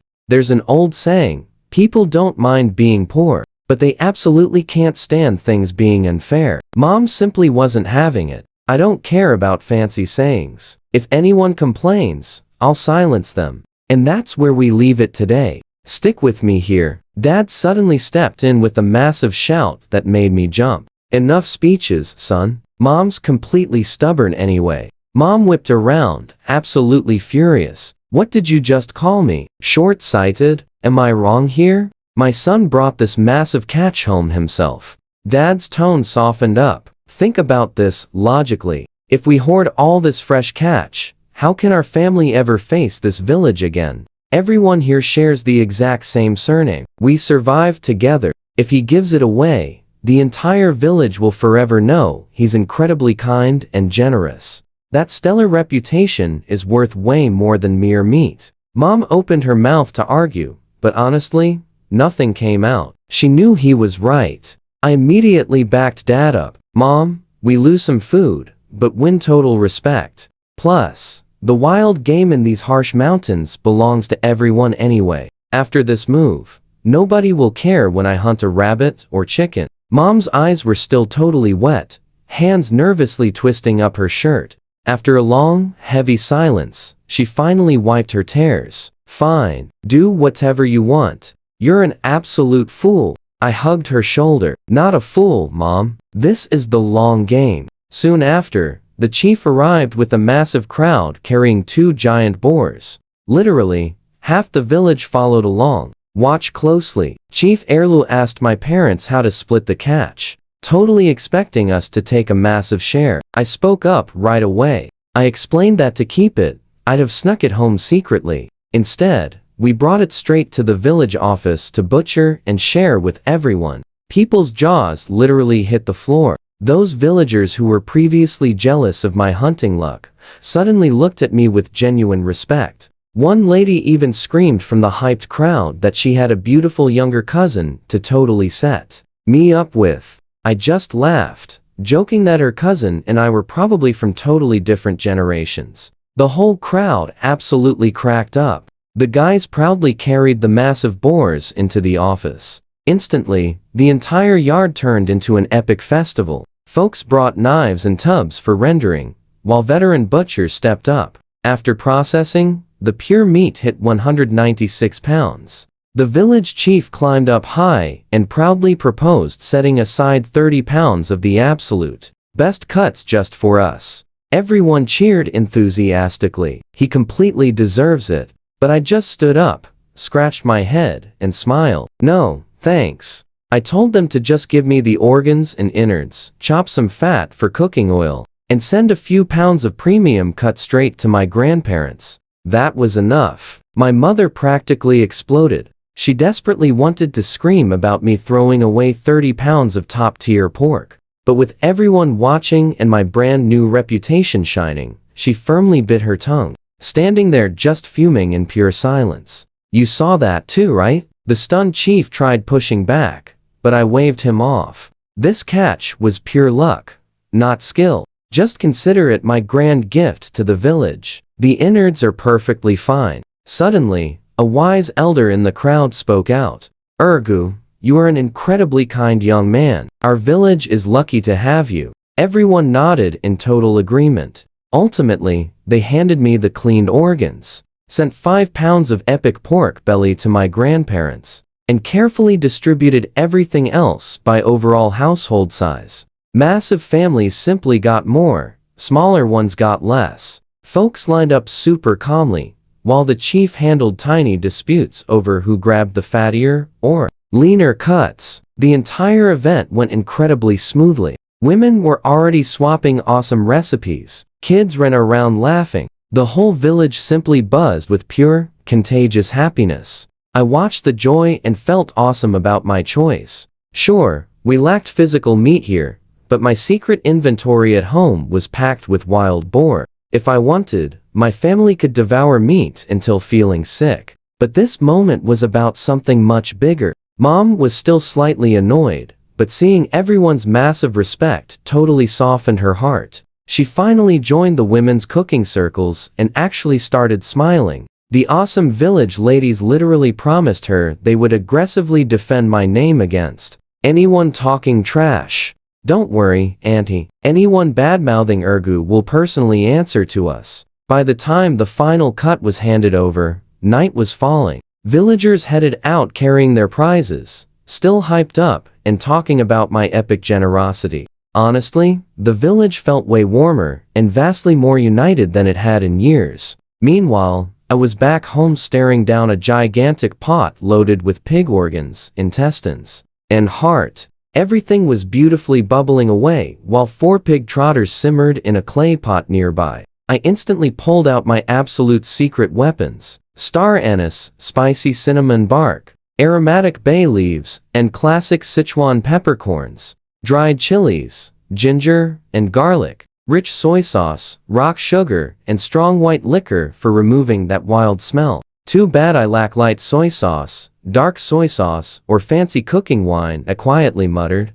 But this absolutely works. About 40 minutes later, the aroma exploding from that pot was straight up unbelievable. It drifted out the kitchen doors like it had its own mind. My little sister was playing outside when her tiny nose suddenly twitched at the magical scent. She followed that heavenly scent straight inside, eyes huge, drool practically falling. I laughed and tossed her a perfectly cooked piece of intestine. And that's where we leave it. She tore into it like a tiny barbarian, her face completely covered in oil. Stick with me. You are about to see a meal change everything. My parents smelled it instantly and literally sprinted straight to the kitchen. Mom was absolutely stunned. You made this? That insane aroma reached all the way down our street. Dad stared at the pot, swallowing hard. See, I told you these ingredients were magic. He smiled, giving me a thumbs up. Son, your cooking is next level. I checked the clay pot. Trotters were perfectly done. Time to eat. We gathered around the table. I poured Dad a bowl of wine, taking one myself. He sniffed the liquor and grinned widely. Good wine, great food. I am drinking extra tonight. He took a huge gulp, smacking his lips. I dropped some braised meat into his bowl. He chewed slowly, eyes lighting up. Son, this is restaurant quality, maybe even better. Mom tried it and nodded. No weird smell at all. Incredible skills. My sister could not wait. She grabbed a piece barehanded and went completely wild, happily mumbling with her mouth totally stuffed. Bro, this is so incredibly yummy. Her face and hands were coated in grease. She looked like a messy little cat. Dad laughed out loud. This girl only knows how to eat. But son, if people discover you're cooking, they will break our doors down. Mom smiled warmly. I used to think these parts were worthless. After tonight, I completely take that back. Best food ever. I dropped a trotter into her bowl. City girls swear these are amazing for your skin. She smiled and took a bite. We feasted late into the evening. Dad and I matched drinks, happily chatting about village gossip. My sister kept eating non-stop, sneakily reaching over to steal extra food right out of our parents' bowls. Mom just sat there watching us, showing the absolute happiest smile I had ever seen. Past 1 in the morning, I hit the black market again, paying my 10-cent fee. The 2 guards stared, confused by my empty hands. Now watch this move closely. I told them my goods were outside, but I was definitely selling tonight. 13th uncle. A voice called out. I froze, then realized it was Lou. He still called me that after my fake uncle trick. I played along. Nephew. So polite. Lou wanted to slap himself hard. He was totally traumatized by my fake armed uncle stunt. It annoyed him so much that I casually called him nephew, and he could not take it back. He spat, claiming it was just a slip. Offering a smoke, he asked if I needed more tickets tonight. I nodded, asking for a bicycle ticket. To my absolute shock, he actually had one. He literally just got it today. 90 yuan. Swearing he made zero profit, he demanded grain only. I nearly choked. A bike is under 290 for the ticket? Robbing me? He swore on his life that was the actual price. I believed him. Reputation matters here. Plus, he promised the ticket had no expiration date. That sealed it. I will buy the bike once I get a job. No rush. Deal agreed. 180 pounds of pumpkins. 6 from my space. Easy. Then a factory worker approached. He had 2 premium cigarette cartons, offering them at 3 yuan 50 each instead of the usual for yuan price. No ticket needed, grain only. I could not resist. I asked his amount, and we struck a deal instantly. I paid using sweet potatoes at 12 cents a pound, like last time. Lu agreed the price was totally fair. He calculated, needing 146 pounds. I generously rounded up. Then a 30s woman rushed over, grabbing my hand. She offered a Shanghai watch. Retail was 120 yuan, asking 115. No ticket, grain payment only. The watch gleamed beautifully in the dark. I had been wanting one, so I agreed on the spot. You and I know that is a crazy haul. Lu teased me. Big spender. You just scored 2 of the 3 ultimate wedding must-haves. You are almost set. I glared. Well, having plenty of helpful uncles and a ticket-dealing nephew does not hurt either. Lu instantly went dead quiet after that nephew joke. I ordered everyone to follow me for the goods, warning them to be extremely careful. Lu nervously whispered to the others behind him, "Stay right behind me. Do not rush toward the food. This kid has 12 armed uncles guarding the spot. If something happens, do not say I never warned you." The cigarette vendor and the watch lady instantly broke into a terrified cold sweat. But having already handed over their goods, they nervously followed along. Lu acted totally calm since he was a returning customer, but I noticed him conveniently forgetting he was absolutely terrified his very first time too. At the dark corner, I stealthily pulled everything from my secret space while nobody was looking. 18 pumpkins, 2 sacks of sweet potatoes, and 1 single sack of corn. I divided the loot. 6 pumpkins for Lu, for the watch lady, 2 potato bags for the smoker. The lady nervously asked if I could wait for her husband. I told her we would wait. Trust me, you want to see my next business deal with Lu. You and I are about to watch something wild. Lu practically begged me to stop calling him nephew. I laughed, brushing it off. Suddenly, a strange sound echoed from the smoker's path. Lu jumped. I just waved my hand at the noise, and silence fell. Coincidence or my phantom uncles acting up? Lu definitely did not need to know. Smiling, I told him to just hand over everything he had on him. He coughed up cigarette, liquor, sugar, cloth, and cotton tickets. The grand total hit 50 yuan and 60 cents. Those cotton tickets were absolute robbery. 1 yuan per pound, while the actual cotton cost 180. But hey, cotton becomes super rare for a whole decade, so I easily paid him. Trading my 4 remaining pumpkins and a corn sack, I scored 16 neat mug tickets. Add 2 shoe tickets, 10 pounds of bulk liquor passes, plus a few tiny items to balance it out. Right as we wrapped up, the watch lady returned with her husband. Honestly, the skinny guy didn't look like much. But then, he grabbed 3 massive burlap sacks, packed in over 200 pounds of pumpkins, casually tossed 2 onto his back, while his wife took the 3rd one. They thanked me and strolled away like it was nothing. I just stood there completely stunned. Never let a skinny frame fool you. That man was secretly built like a tank. Lu whistled, and 6 dudes dashed right out of a dark alley. They waited far back until I signaled them. Then they all grabbed a pumpkin and faded into the night. I totally teased Lu about his little army. He snapped, hating that I called him nephew again. I laughed, apologizing for the slip, then asked about his guys. He claimed they were brothers looking out for each other, hustling odd jobs just to scrape by. Now pay attention to this next part. I asked if his crew handled ancient antiques, paintings, or old calligraphy. He stared at me like I was totally insane. Nobody wants that stuff right now. You could literally leave it outside and nobody would care. I calmly explained it wasn't for me, but for a wealthy elder in my family who collected rare things like that. Lou nodded, completely buying the story, saying he knew an expert. He promised to introduce us on my next visit. After I walked away, Lou was thinking his usual crazy theories.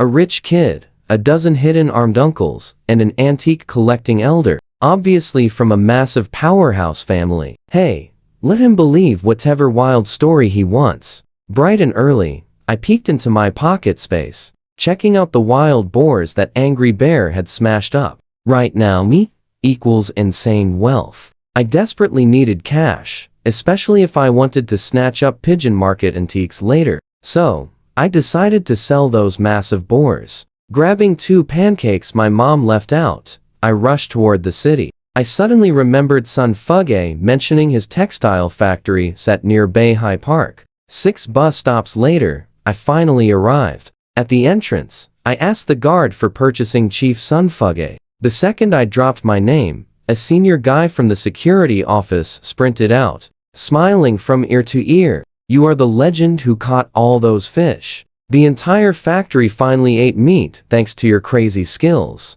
What did you bring us this time? I know what you're thinking, right? I just smiled as he dragged me inside. Sun Fugge looked totally shocked to see me here. Skipping the small talk, I quickly explained our village found mountain boars crushed by a bear. Did his factory want them? His eyes practically bulged out of his head. Yes, we will gladly take every single one. He desperately asked how many and their size. I revealed 6 massive boars, suggesting he instantly dispatch a truck to grab them and do the weighing back at his factory. In just 5 or 6 short minutes, a loud truck engine rumbled outside. Fugge had everything ready. A huge liberation truck holding 6 workers, 2 literally gripping rifles. I just laughed, saying they were only some dead pigs. Why the heavy guns? Better safe than sorry, he nervously replied. Together, we drove out toward a quiet forest grove outside town. I ordered Fugge and his squad to hold back while I supposedly spoke with my uncles,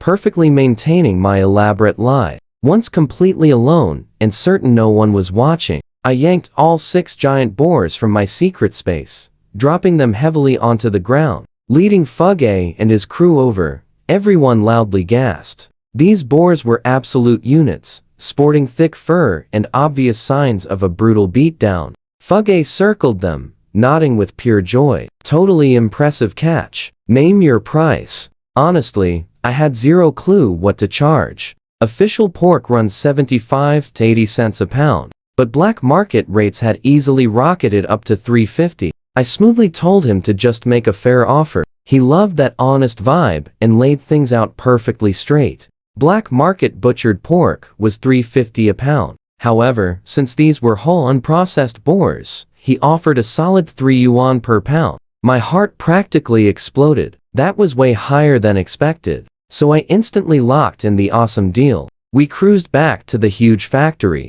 Fugge sent the massive beasts for weighing, then dragged me straight to his office for relaxing tea. Sitting there, sipping tea, it felt totally surreal. Everything flowed perfectly. Fugge passionately explained this fresh meat delivery was an absolutely massive deal. His factory workers hadn't eaten pork in forever. I nodded. Tough times everywhere. So what do you and I make of this? Fugge's guy rushed in. All 6 boars weighed a staggering 997 pounds. Stick with me here. Fugge waves the guy off. 3 yuan per pound makes exactly 3,000 yuan. 3,000. I played it super humble. Man, that is way too generous, brother.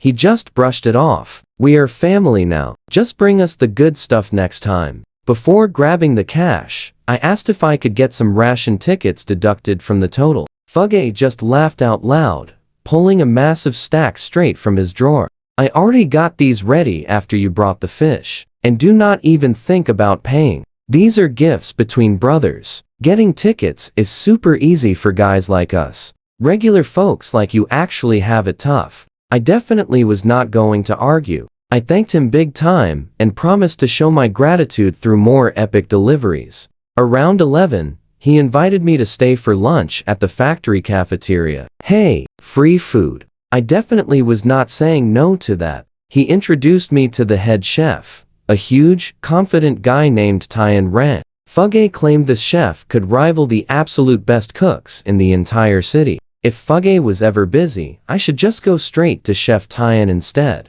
Chef Tyan warmly shook my hand. Little brother, because of you, we finally have some real ingredients to work with today. A master chef needs great food. The dishes he brought up to our private room were absolutely mind-blowing. Even as a guy from the future who has tasted everything, I could not find a single flaw. This guy's skills totally rivaled modern professional chefs. After eating, I said my goodbyes to Fugge and Chef Tyan. At the gate, the old security guard patted his stuffed belly. He said the whole factory owed me for yesterday's fish and today's pork. I told him to thank their purchasing chief instead. Inside, I was laughing. I am doing this for cash, not karma points. No nice guy awards needed here. Thanks anyway. Next stop, the supply store. I promised the clerk, Sister Zhao, I would bring her goods. It had been like 6 days, so she was probably getting super impatient. Now watch this next part closely. I took the bus, ducked into an empty alley, loaded a massive basket from my space, and hit the store. Immediately, Zhao Hong Yun spots me and calls out grinning. Little brother, you disappear for almost a whole week. I totally thought you forgot all about me. Back in the future, if someone called me little brother like that, I would have words. But in this era, it is just a super friendly term with zero weirdness. So, I pinched my nose and accepted it.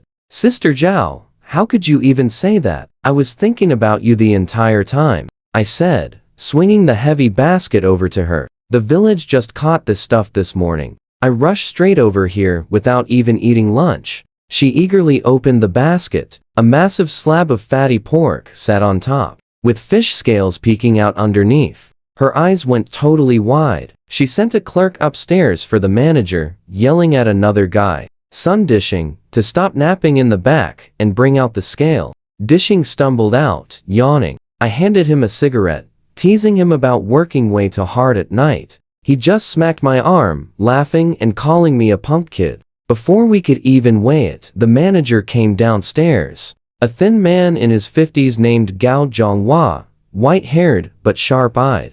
He asked what all this hype about meat and fish was, and who exactly I was. That is when Zhao Hong Yun pulled a seriously fast one. You saw that coming, right? Without missing a beat, she introduced me as her distant cousin. Boom, instant. Older cousin I had never even met. Manager Gao shook my hand and thanked me. Zhao jumped back in, explaining I normally sell to state-run factories, but she begged me to hook up their store too. Gao promised to match any price I got elsewhere. He basically forgot I existed the second he saw the food. This pork belly is gorgeous. Then he spotted the massive fish. Perfect size. When they asked for my prices, I told them straight up. 3 yuan per pound for pork, 1 yuan per pound for fish. Exact same price the textile factory pays. Gao agreed instantly. They weighed it all up. 26 pounds of pork, and several 3-pound fish. Then they divided the loot.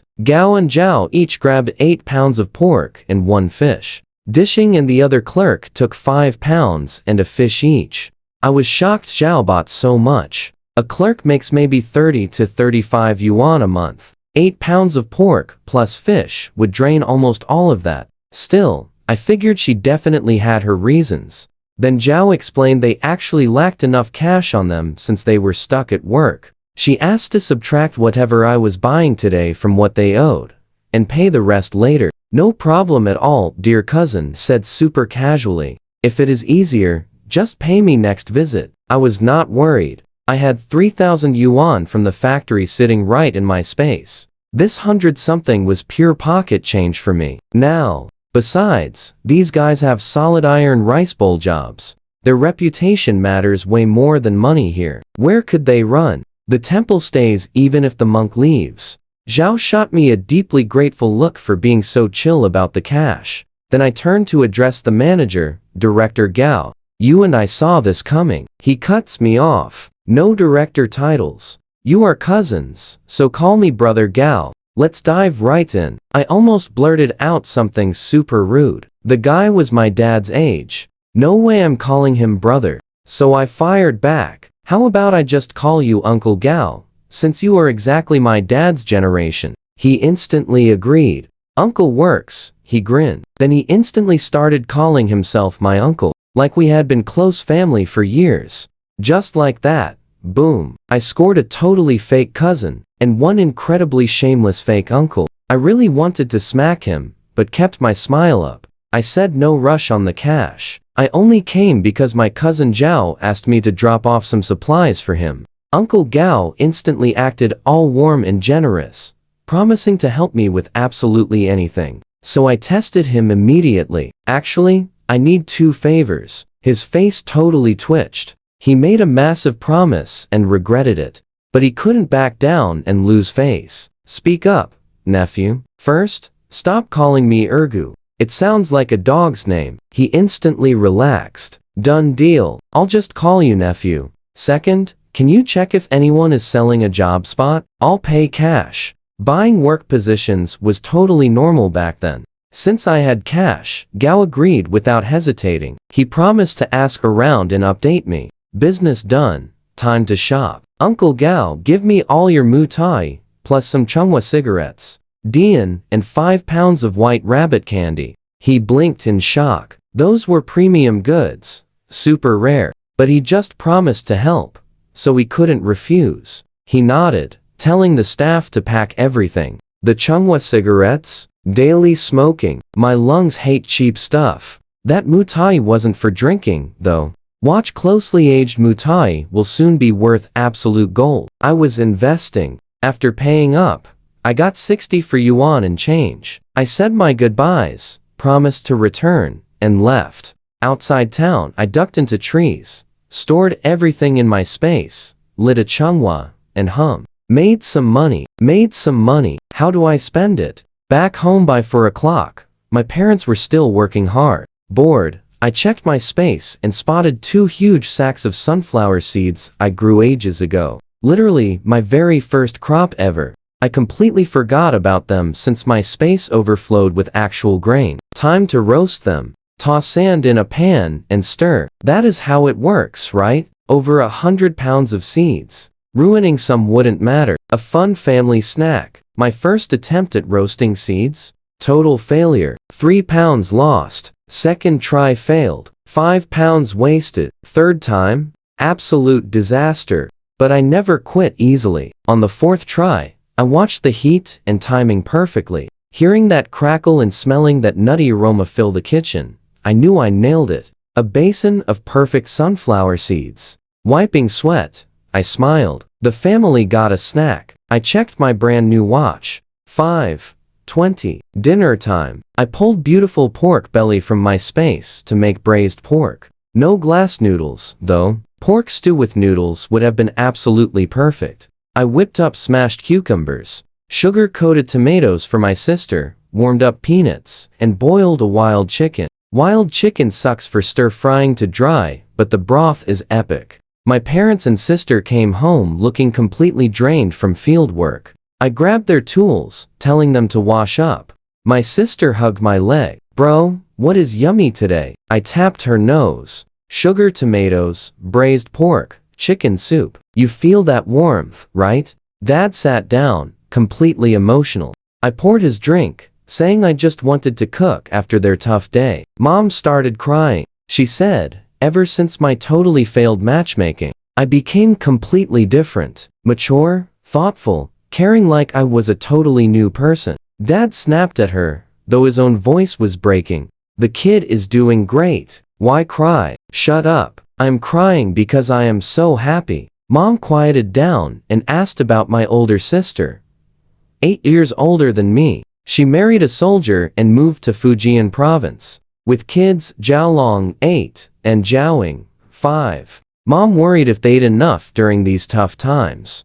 The table fell silent. I quickly reassured her. Mom, big sister married a soldier. The army eats no matter what, or who defends us. Plus, brother-in-law treats her like absolute royalty. Dad backed me up while sipping liquor. Mom still looked stressed, so I offered to visit Fujian. Her eyes lit up, then she refused. Too far. Dangerous for someone who never traveled. So what do you and I take from this? Family first. Let's eat this feast. My little sister, face totally covered in sugar and tomatoes, happily mumbled to eat. Later in bed, I realized finding a steady job was absolutely crucial for getting the official work papers. Trust me, you and I wouldn't survive this strict era without official work papers. No papers means absolutely no hotel rooms anywhere. I definitely need to ask Uncle Gao at the supply store and Fugge at the textile factory for any open job leads.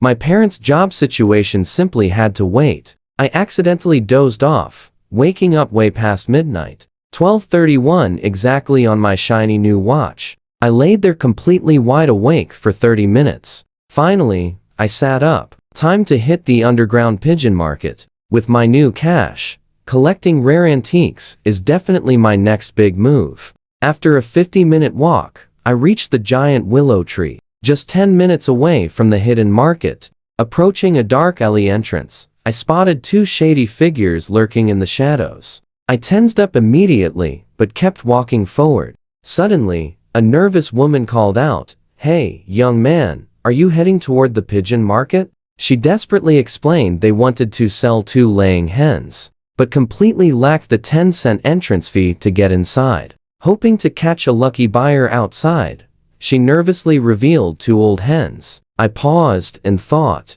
at the right price, they would perfectly fit into my magical space. Hens lay eggs, eggs hatch chicks, chicks become hens, unlimited chicken and eggs forever. How much? I asked. She replied, 6 yuan each was the absolute minimum for laying hens. But she refused cash completely. They desperately needed corn flour or cornmeal instead, because her starving family had absolutely nothing. 6 yuan per bird was totally fair. Then, I casually offered cornmeal. Suddenly, the husband spoke up, demanding 20 cents per pound. I instantly turned around and walked away in silence. The market value was already 50 to 60 cents. 20 cents was a complete insult. He panicked and desperately chased after me. Now watch this. Okay, 30 cents. I kept walking forward. 40 cents per pound, I offered. Take it or leave it. They looked at each other. The husband gritted his teeth. Deal. I hate being harsh to a struggling couple, but they literally started by scamming me for half the actual market rate. I had to set a firm boundary right away. I calmly pulled a 30-pound sack of cornmeal from my basket. The man weighed it in his hands. People in this era instantly judge weight by feel, and he nodded. Handing over the birds, we quickly parted ways. Once completely out of sight, I safely ducked into an empty alley, sending both hens into my space's brand new little coop. These were my only guaranteed breeding chickens. My entire poultry empire depended completely on them. Zero room for carelessness. Later at the pigeon market, I found Louis, and happily traded more pumpkins and cornmeal for tickets. Then I wandered the bustling market aimlessly. Underneath a massive tree, I spotted something completely unexpected. A literal gun dealer. An older man sat quietly on the ground with the Type 38 rifle and a Browning pistol laid out right in front of him. I had never touched a real gun in my past life. Squatting down, I eagerly picked up the pistol, carefully turning it over in my hands. My heart was pounding wildly. 80 yuan for the rifle, 40 for the pistol, he stated. I immediately tried to bargain. I know what you're thinking. 100 for both? He didn't blink. Get lost, he snapped. I almost walked away, but then I seriously reconsidered. I constantly walk alone through dark roads carrying serious money. Besides being slightly stronger from the magical spirit water, I had absolutely zero real means of self-defense. In an era where getting violently robbed at night is a real possibility, I desperately needed something. What about bullets? If I buy both guns at full price, can you throw in some extra ammo? The dealer offered 10 free bullets per gun, with extras costing 5 cents each. I confidently ordered 500 rifle rounds and 200 pistol rounds. He didn't even flinch, said 700 was nothing for him. The total came to 155 yuan. I offered to pay in grain instead. His eyes instantly lit up. Food is much harder to get than money these days. I showed him my cornmeal. Checking the quality, he saw pure golden corn flour with zero filler, offering 1 yuan 50 per pound. My 70 pounds perfectly covered, 105 yuan. For the remaining 50, I offered him 100 pounds of pumpkins. He eagerly agreed and called out 2 huge guys from a nearby alley to help carry everything. Leading everyone back to Lewis's spot, I accidentally called him nephew again. He angrily threw a cigarette butt right at me. You promised to stop that. I quickly apologized and swore it was the last time. At our usual corner outside the market, I slipped around the bend and pulled 11 massive pumpkins right from my space. Lewis loudly whistled for his loyal crew. 8 guys came running. They happily took their share. The gun seller's men took theirs, and I finally received a heavy black cloth bag in return. I peeked inside under the moonlight. Guns and ammo were already confirmed through the space on the walkover. Everything checked out perfectly. Then I asked Lewis about the antiques connection. He promised. He snapped, "Calm down. Didn't you see I gave my bag to my guys? I'm taking you there now." We walked in silence for several dozen minutes. Stick with me here. Just when I started thinking he was leading me into a terrible trap, we reached a narrow alley that made my skin crawl. Every single shop had its doors locked tight, and they all appeared to be in the coffin business. Spooky white lanterns hung from doorways, casting the sickly yellow light. The wind howled, throwing twisted, creepy shadows across the ancient stone floor. Cracked, mossy stones everywhere, water dripping in dead silence. It made the whole atmosphere feel unbelievably heavy and spine-chilling. "Lou, what even is this place? Your antique guy actually lives here?" I'm not gonna lie, my voice was shaking. Did we really have to enter?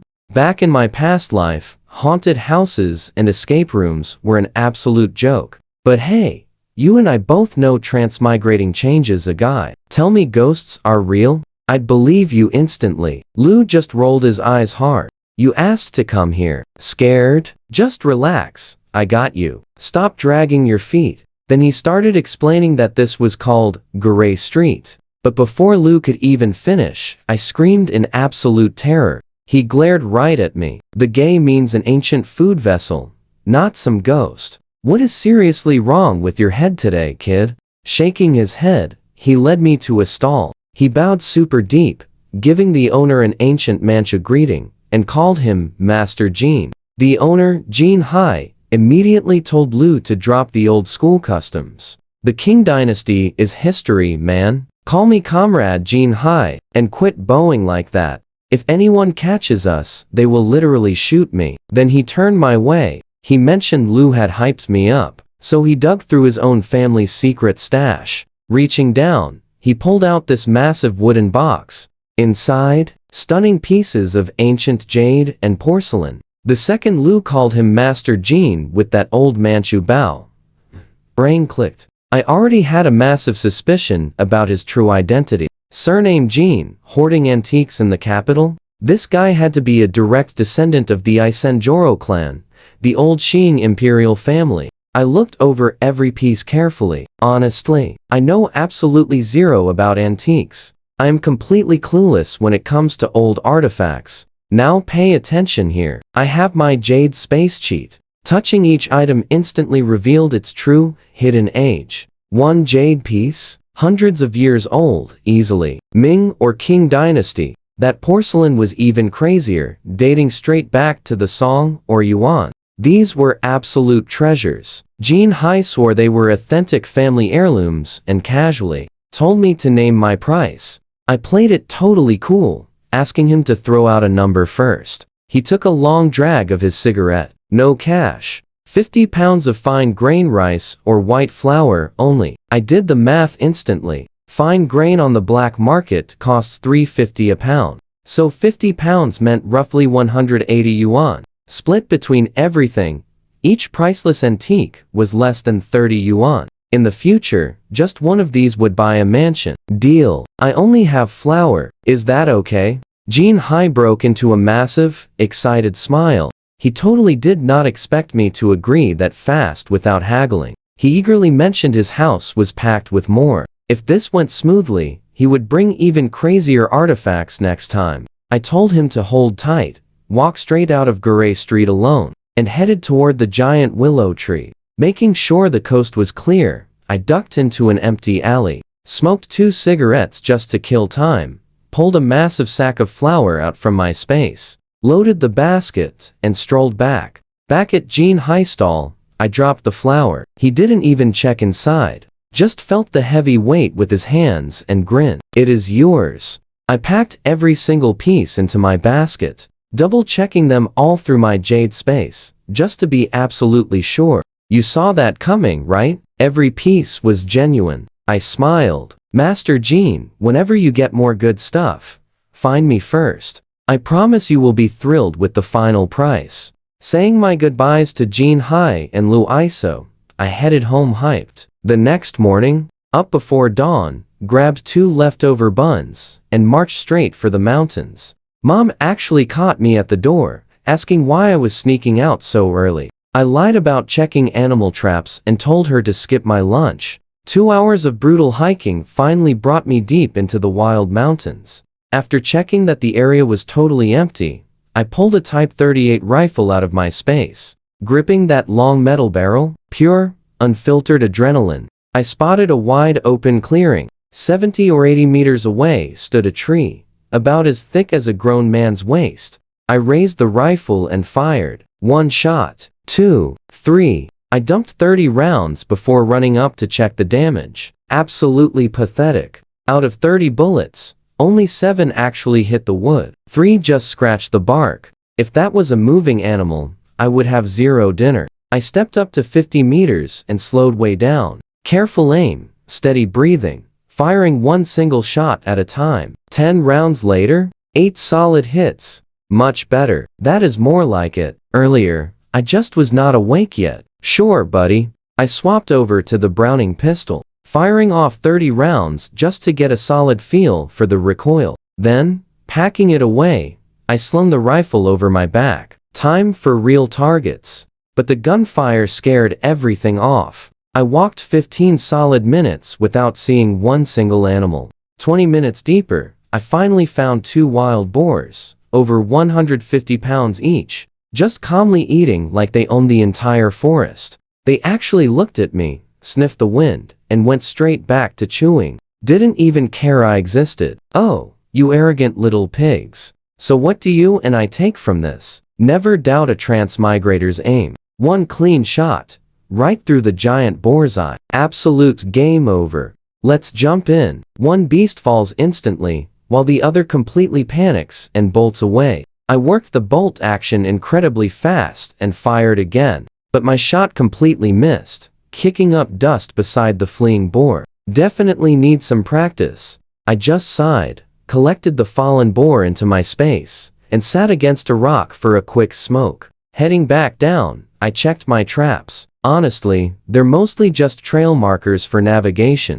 Still, I easily scooped up 5 wild chickens and 3 running rabbits along the way. Nearing the village, I pulled out a small fallen boar from my space, roughly 80 pounds, perfectly tied up with thick green vines. Thanks to that mystical spirit, water, my body was totally strong enough to carry it effortlessly without sweating. The usual lively crowd of kids and elders swarmed me the second I entered the village. Second, Grandpa caught another boar. 1 old man remarked so casually, "Your luck is incredible. You never ever return empty-handed." He definitely meant nothing by it, but those simple words hit me like ice water. A cold sweat instantly washed over my back. If people got overly suspicious about my endless good luck, that could easily become a huge problem. That casual comment hit hard. He was completely right.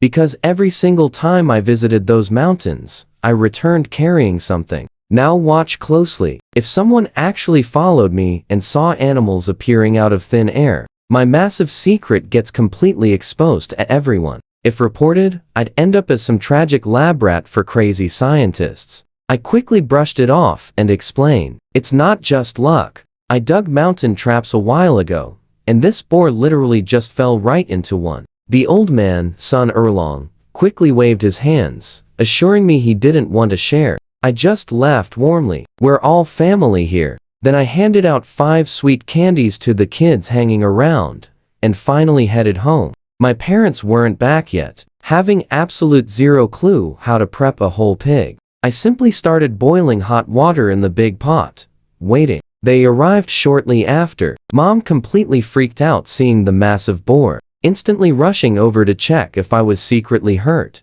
Dad simply grinned wide and cheered.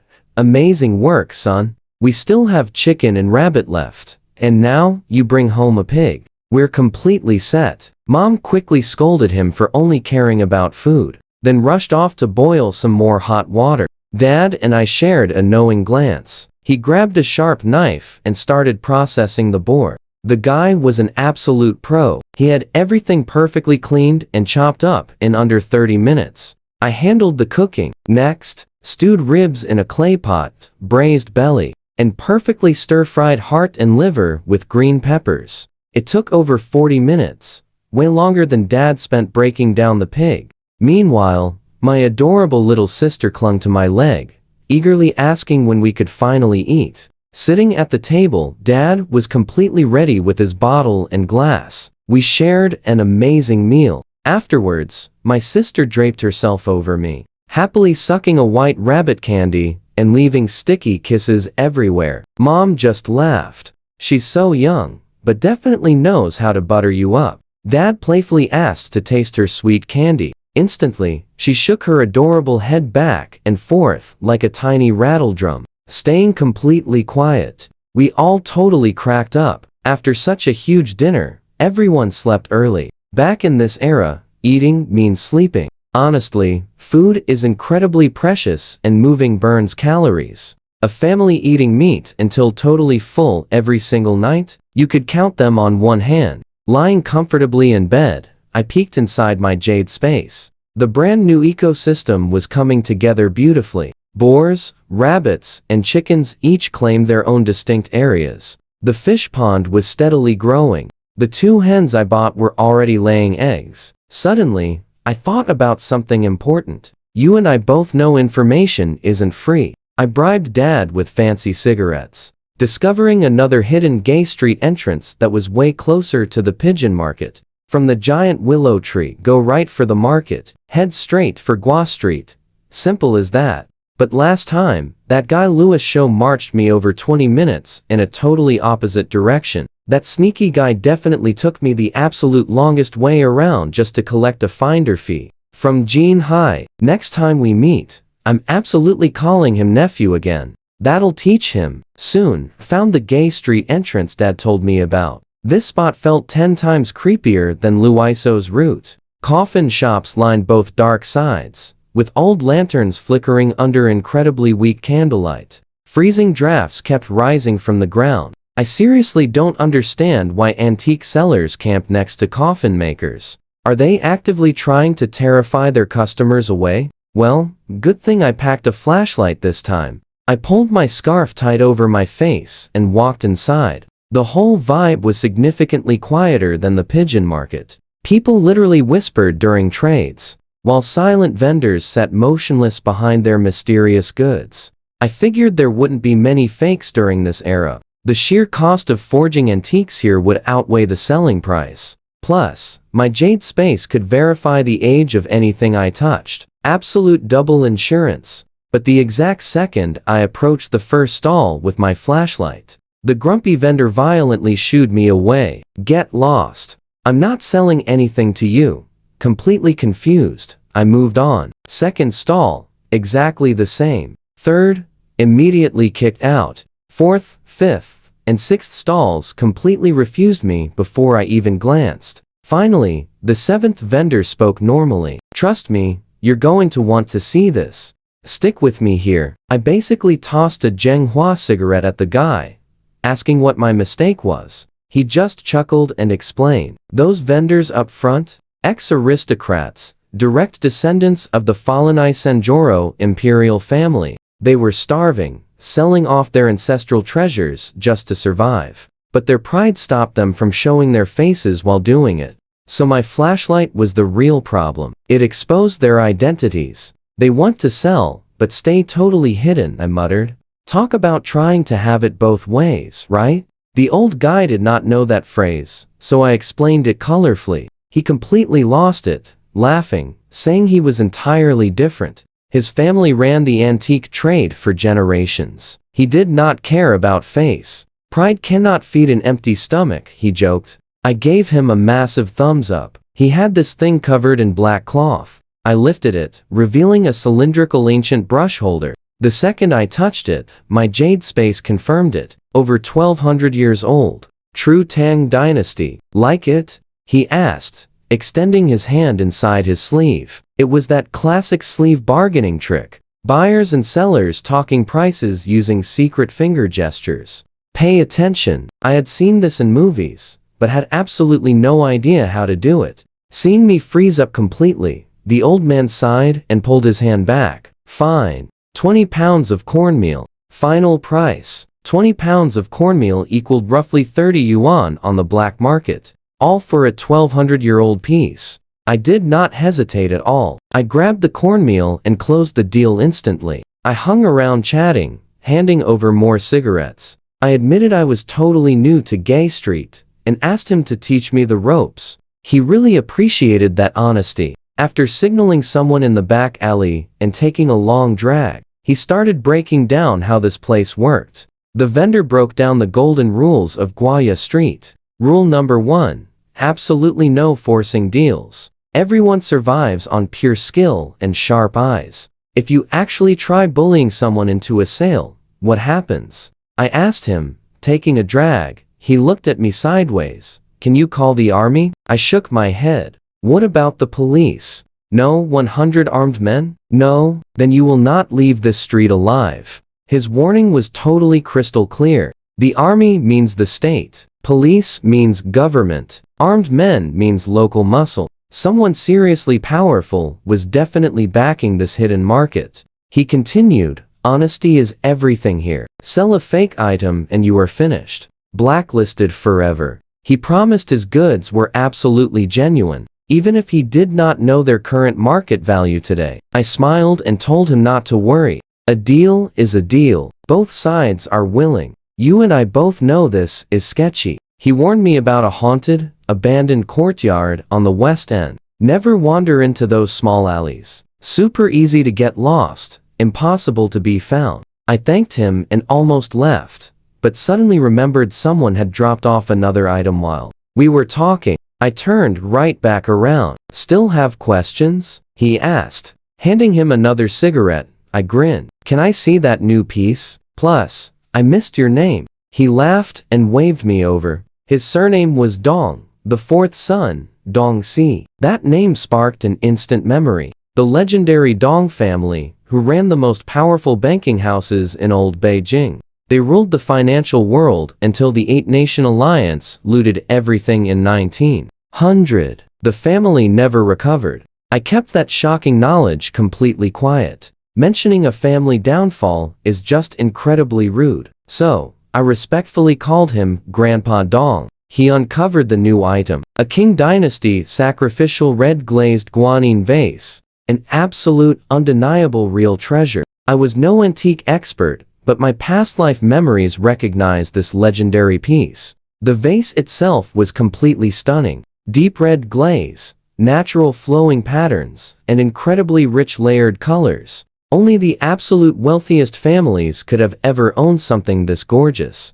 My Jade Space immediately confirmed it was completely genuine. Since we hit it off, Dong said, 20 pounds of cornmeal, and it is yours. Losing money here, but I like you. I did not haggle.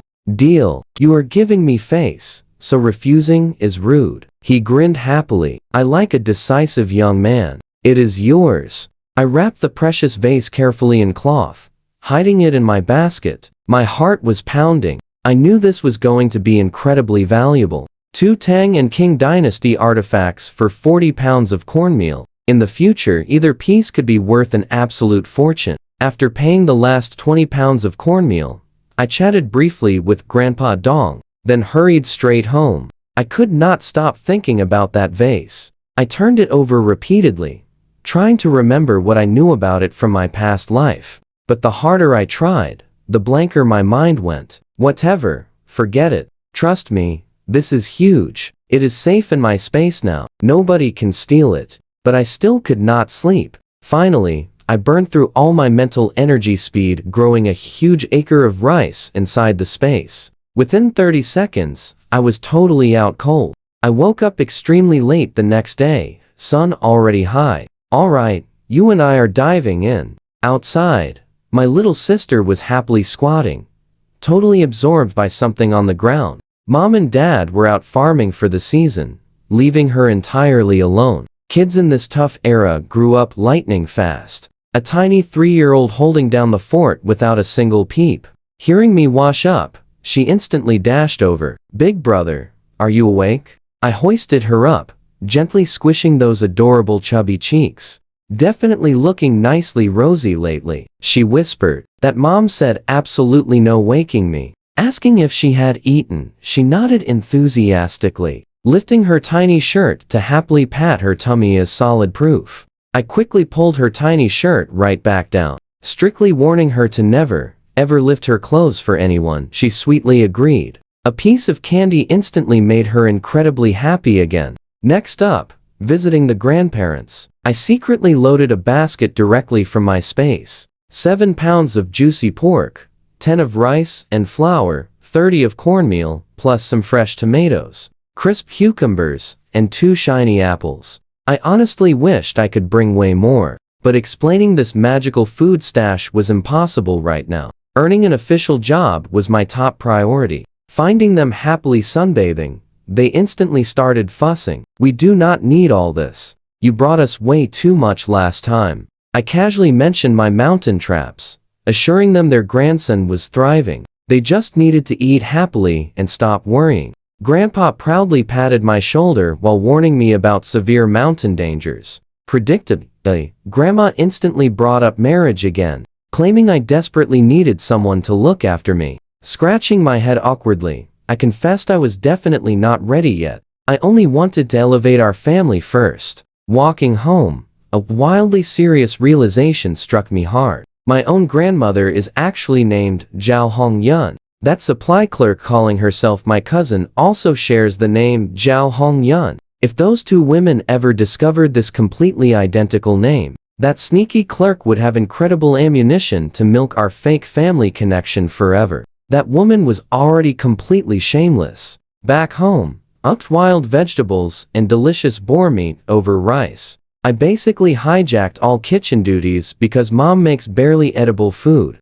Cannot really blame her, though. Extreme poverty trained her to just boil absolutely everything. Totally plain. Almost zero oil or seasoning. I fed my sister first with warm rice, pork, and malted milk. She happily chowed down, all smearing all over her face, tiny feet tapping away. Once completely full, I fully relaxed with premium Moutai liquor and some crunchy fried peanuts. Now, this is living. By 5 p.m., she fell asleep, and I started cooking dinner. Mom and Dad arrived, smelling the food from the gate. Dad's eyes lit up. Son, I could literally smell it from the street. Now watch closely, you and I know this is massive. Handing Mom 200 yuan from selling boar meat completely froze my absolutely clueless parents. Mom instantly panicked over the extreme danger. I quickly smoothed things out, then brought up what I really wanted to discuss. Mom, Dad, I want to visit big sister in Fujian. Mom, shut that down instantly. Absolutely not.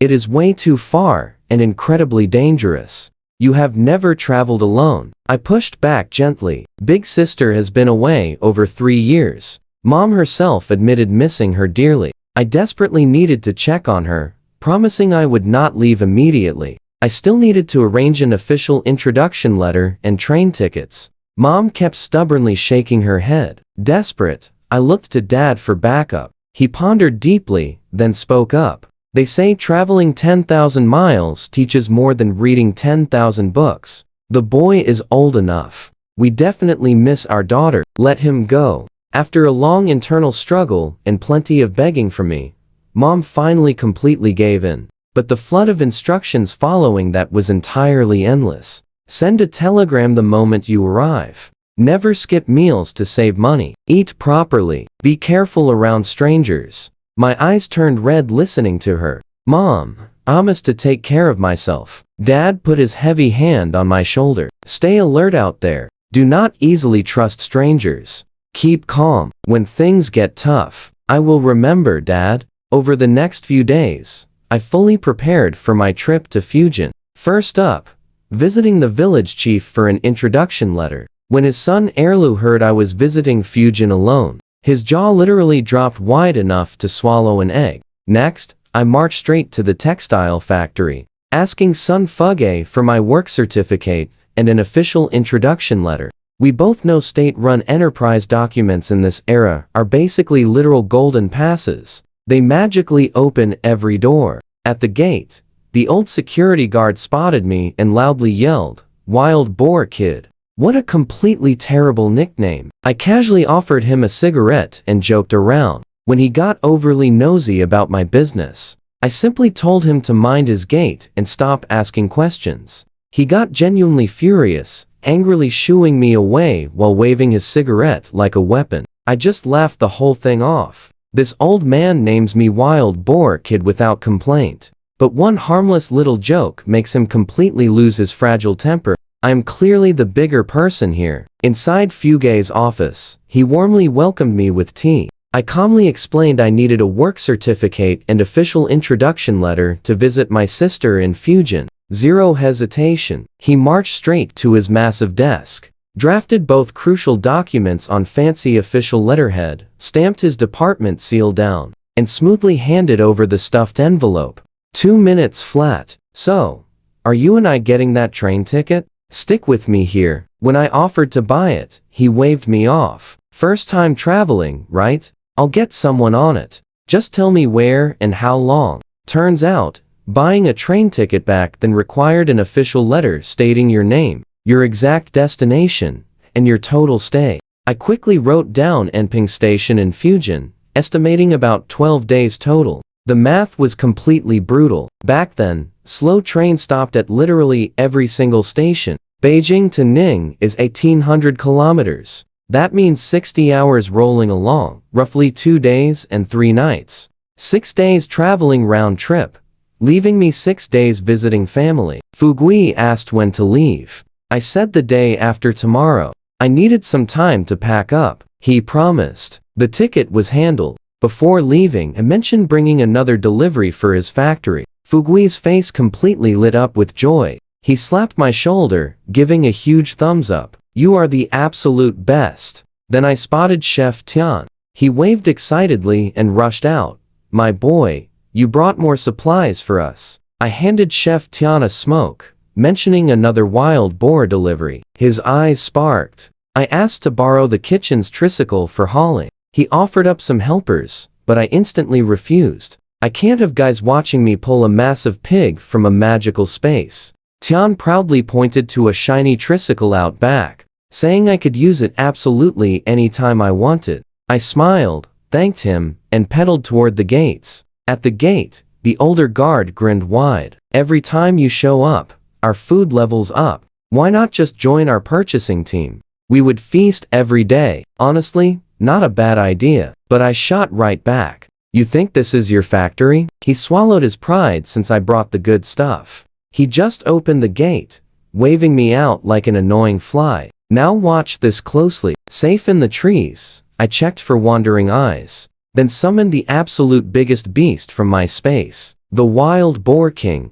Originally, I wanted him for breeding, but this absolute menace kept attacking every other male inside my inventory. Almost crushed 2 others before I stopped him, so he had to go. Rolling back inside, that guard's jaw literally slammed right into the floor. That absolute unit must be 300 pounds. How did you catch it? Tossing him a smoke, I smirked. Ever heard of a trap? Though with your brain power, explaining it might be completely useless. He yelled out stories about using traps in the old days, but I was already pedaling away like lightning. I left the giant catch with Chef Tian, who was completely speechless at its size, then headed to Fugui's office. Before I could spark a smoke, a sharp knock hit the door. A young guy rushed in holding supplies. Stuff Fugui specifically sent him to buy for me, dropping it right on the desk. A towel, a mug, a military canteen, toothpaste, and a brush.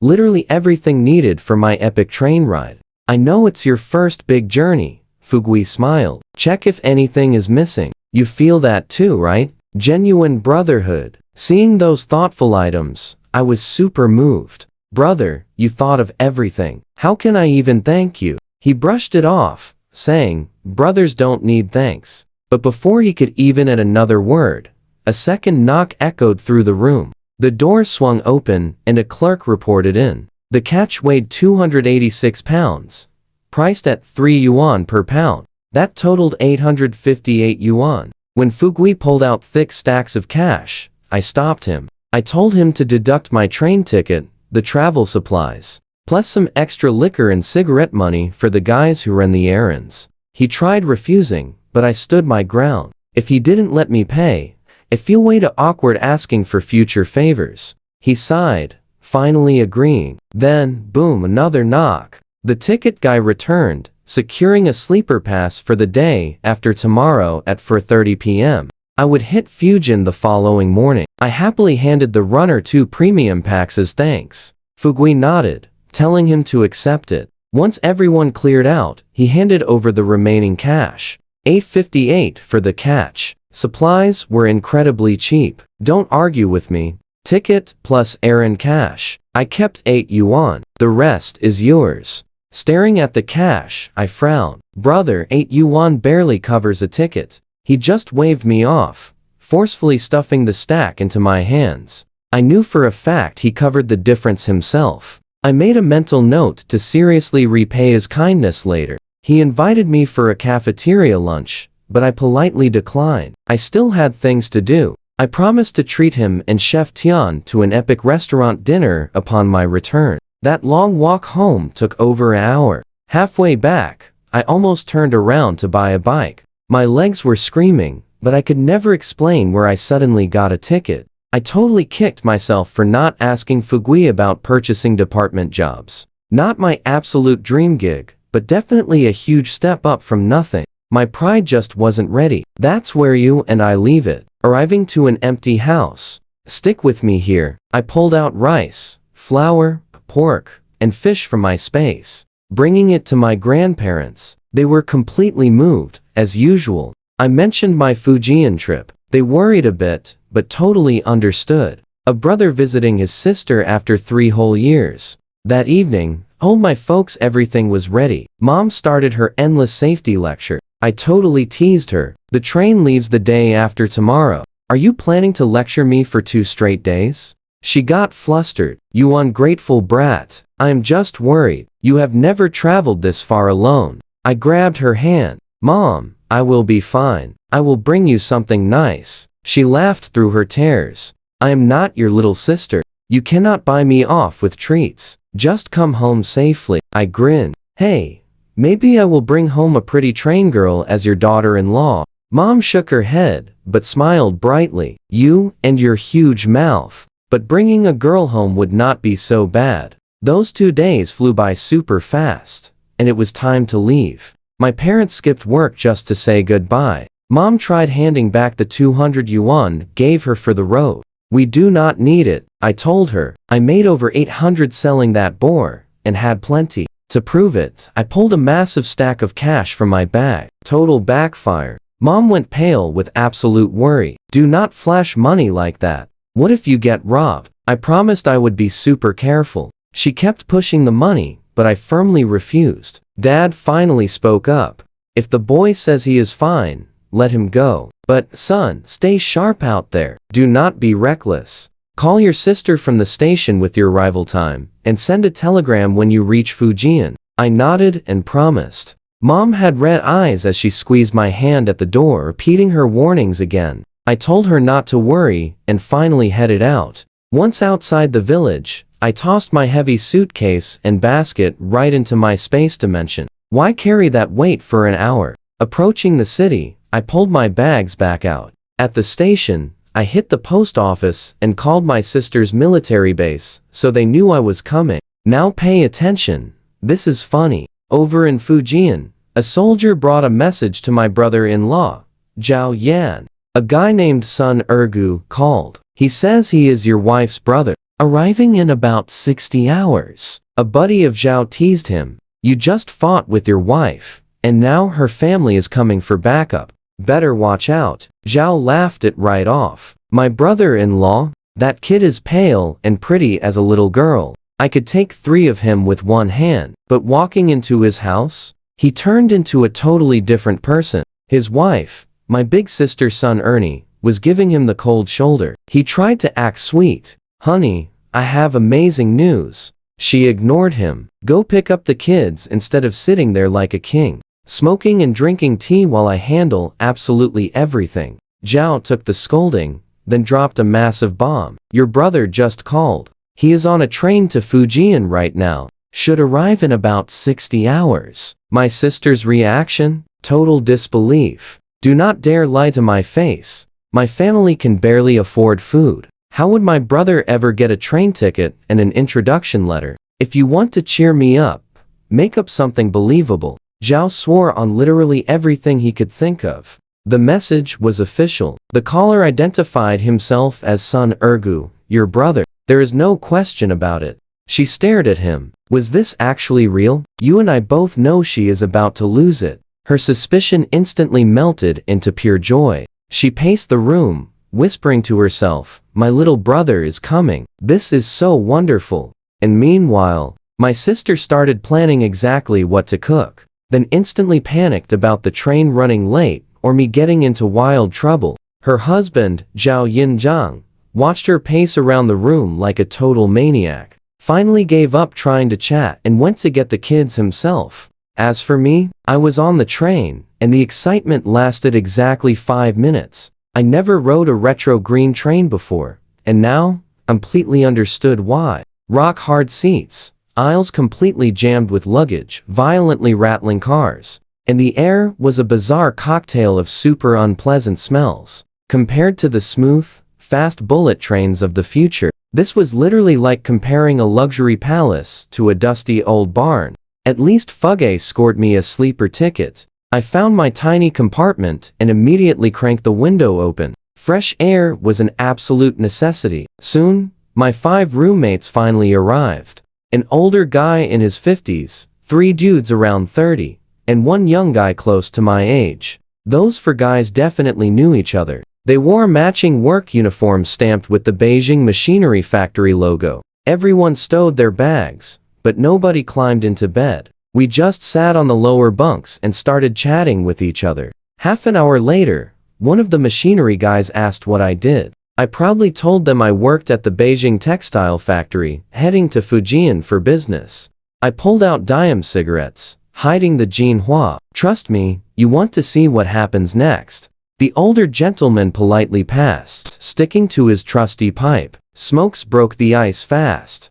Group leader Jiang Hongying was chilling there with Li Yuan Shala, Li Jianguo, and Li W. Stick with me here. He said his name was Zhao, and we were instantly chatting like old friends. Jiang said they were heading to Zhujiang for business, making us travel buddies for the trip. First time on the road? Just ask them absolutely anything. They had done this journey countless times. Roughly an hour in, a sudden knock completely interrupted our chat. The train attendant announced dinner, rice, noodles, or steamed buns, plus over a dozen epic dishes available in half portions.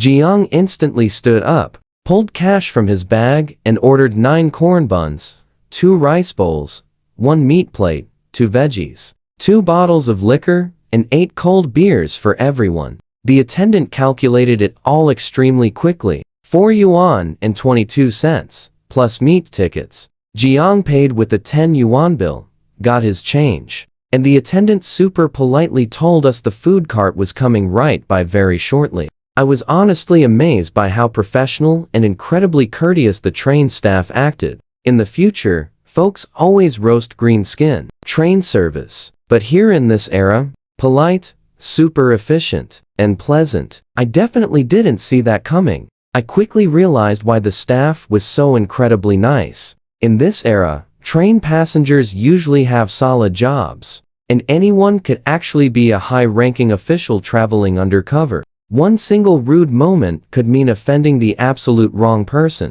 The attendant asked if Old Man Zhao or I wanted to order. We both passed. Once the attendant left, Jiang Hong Ying looked incredibly confused. Brother, it is 2 days to Fujian. You are really not eating? The food here is incredible. These chefs are borrowed from the National Banquet Hotel. Even the government brings in railway cooks when hosting huge foreign dignitaries. I know what you're thinking. Train food is always awful, right? But Jiang was telling me these guys were world-class chefs. I'll definitely try it tomorrow, I said. But for tonight, my mom packed me some food. I pulled out my lunch boxes. The absolute second I popped those lids, the entire cabin filled with the amazing smell of braised pork, glistening red chunks of fatty and lean meat, plus stir-fried pork with green peppers, and fluffy white rice. Everyone's eyes locked onto those boxes. Old Man Zhao gulped. The machinery factory guys just stared with open, pure longing. Jiang managed a smile. Your family takes good care of you. I scratched my head. First time leaving home, so my mom really went all out. Everyone was polite enough not to ask for any, but I clearly saw the burning desire in their eyes. Back when meat was super rare, 2 boxes of pork was basically carrying solid gold. I made the call. Gentlemen, there is a famous old saying, happiness shared is happiness doubled. I brought the epic food. You brought the cold drinks. Let's combine it all and have a proper feast. They protested politely. We couldn't. Your mom made that for you. But I firmly insisted. It was way more than I could finish. And wasting food is a crime. But the real truth. Making more friends means unlocking more paths in life. Jiang bought another bottle of liquor and 4 more beers. They set everything up on that tiny little train table. 6 people, meaning half a bottle of baijiu each, plus 2 cold beers. Jiang poured for the crew, but when he offered Zhao a drink, the old guy flatly refused. Claimed he never touched alcohol. Jiang tried twice more, then finally gave up. The extra half bottle was split among the rest of us. But that refusal grabbed my attention. Earlier, Zhao had completely turned down my cigarettes too. Fair enough. Old pipe smokers usually can't stand regular manufactured cigarettes. But rejecting both smokes and booze? Plus, I definitely noticed something else. When Zhao looked at our cheap liquor, pure disdain flashed right through his eyes. He hid it fast, but I absolutely saw it. At first, I just figured he felt awkward about having nothing to pitch in. Now, pay close attention. That look proved this old man was hiding a wild secret. While the guys feasted and drank, I kept secretly watching Old Man Zhao. Reaching for some peanuts, I deliberately brushed his arm, using my Jade Space to scan his whole body. What I discovered literally made my heart stop completely. Hidden in his sleeve, a mini pistol, glinting with cold metal, strapped tight to his back, 2 heavy grenades, plus a very suspicious-looking little pill. I didn't know what kind, but my gut screamed poison, and woven right into his hair, a razor-thin blade, making it nearly invisible. I yanked my hand back and forced a totally calm expression. Who the heck is this guy? Why is he armed like an elite assassin on a passenger train? I replayed every little detail, refusing my smokes, declining alcohol with contempt toward our cheap liquor, plus his perfectly calm, composed demeanor. Nothing about this added up to a harmless retired guy. I casually asked where he was from. Guangzhou, he replied, but he had zero southern accent. He claimed he was brought to Beijing as a kid and was simply heading back home to retire. Smooth, flawless answer. You and I both know something's off. We drank until past 10. Come along with me. Everyone washed up and hit their bunks. Zhao waited until the whole room was fast asleep, resting fully clothed. I lay awake in total darkness. My heart pounded, watching his bunk. Sleep was impossible knowing the dangerous items hidden on that old guy. Hour after hour, I waited. Finally, soft snoring echoed from his direction. I crept over quietly, checking to make absolutely sure he was asleep.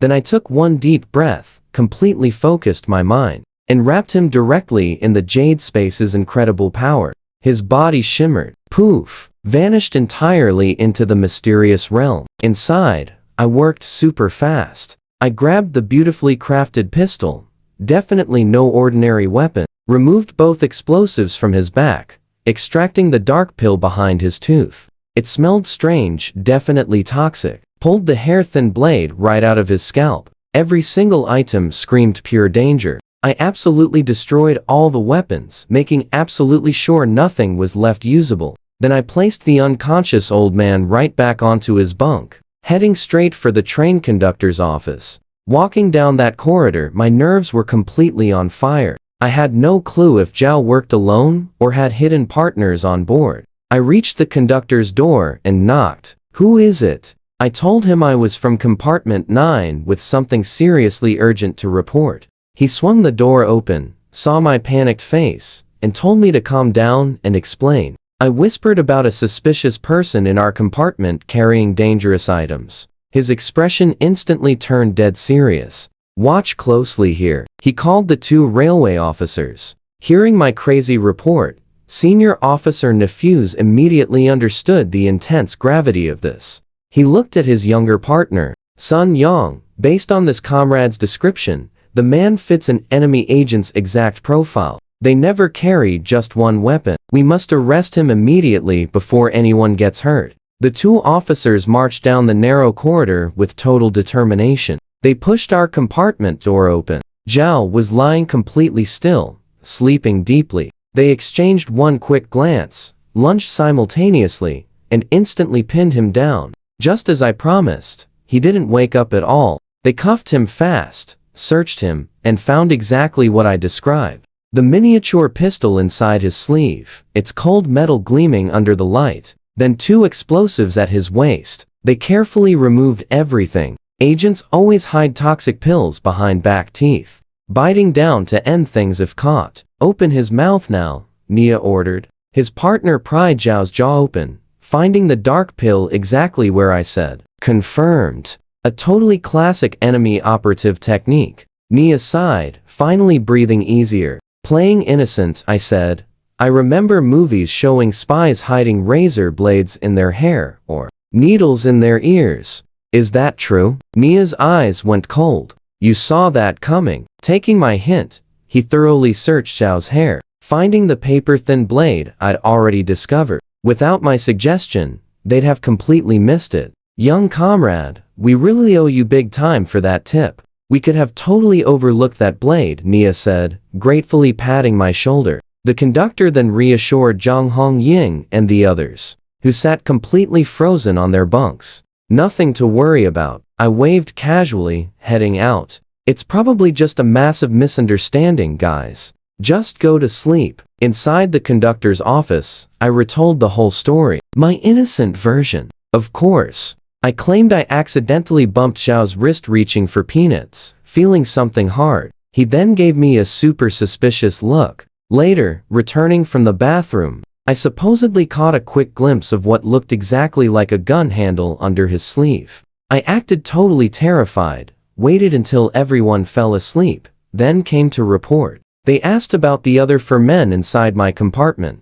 I told them they were clearly just machinery factory workers heading to Zhujiang. Zero concerns there, but whether Zhao had secret accomplices elsewhere on the train, I had no idea. The officers tried interrogating Zhao, but he wouldn't wake up no matter what. So I helpfully suggested an old movie trick, just splash cold water right on his face. That usually works. I didn't even wait for anyone to react. I just grabbed the tea mug off the table and splashed water right into Zhao's face. While doing it, I secretly touched him, using my space to instantly release the magical hold on his consciousness. He shivered, then slowly opened his eyes. "Wow, it actually works," I said, acting totally surprised. Zhao noticed the tight handcuffs on his wrists and the stern officers standing over him. Pure panic flashed across his eyes, but he recovered incredibly fast.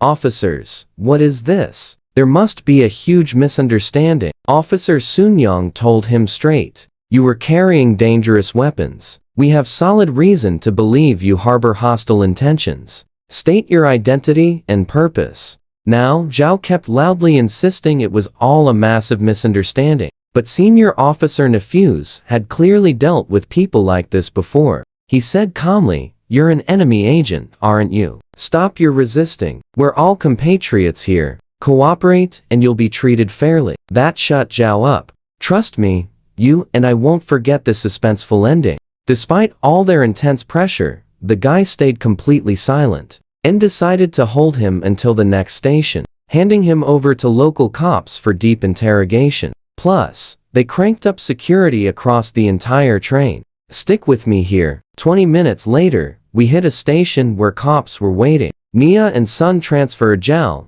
briefing the local cops. Then, the police chief marched right up to me and started praising my actions super loudly. He shouted about my bravery, the huge service I did for the people, and how the nation desperately needs young men like me. His booming military voice instantly grabbed every passenger's attention in the car. Honestly, I wanted to disappear. Why could he not just say thanks quietly instead of announcing it to everyone? I shook his hand, traded polite words, and watched them haul Zhao away. Watch closely now. Nobody noticed those hateful eyes glaring from a dark corner of the carriage. Back on board, Nia suggested I move to their compartment for safety. I agreed fast. I was not terrified. But hey, why take any unnecessary chances? Extra protection plus great company was a total win-win. Soon-young Ganon, just a few years older, absolutely couldn't hide his curiosity. How did I know that old man was suspicious? What if I was wrong?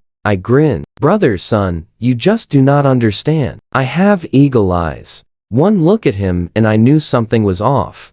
Shifty eyes are a huge giveaway, plus my instincts never miss. He laughed, asking if I was scared. Scared of what? If wrong, I would just apologize. But letting a bad guy slip away? Now that is the real major problem. He threw me a thumbs up. The kid has guts. We became fast friends. When he asked about my name, I said my dad chose it. He claimed ugly names help kids survive. I wanted to change it forever, but my stubborn old man refuses. Soon Young laughed hard and replied, "A name is simply a label. Look at your actions tonight. Even as a dog, you are the howling celestial dog serving the war god Erling Shin himself." I told Soon-young that calling me a celestial dog still meant I was a dog, which really did not help. He simply laughed. Soon, alcohol and total exhaustion hit hard, and I fell asleep feeling completely safe. With 2 police officers right inside the compartment,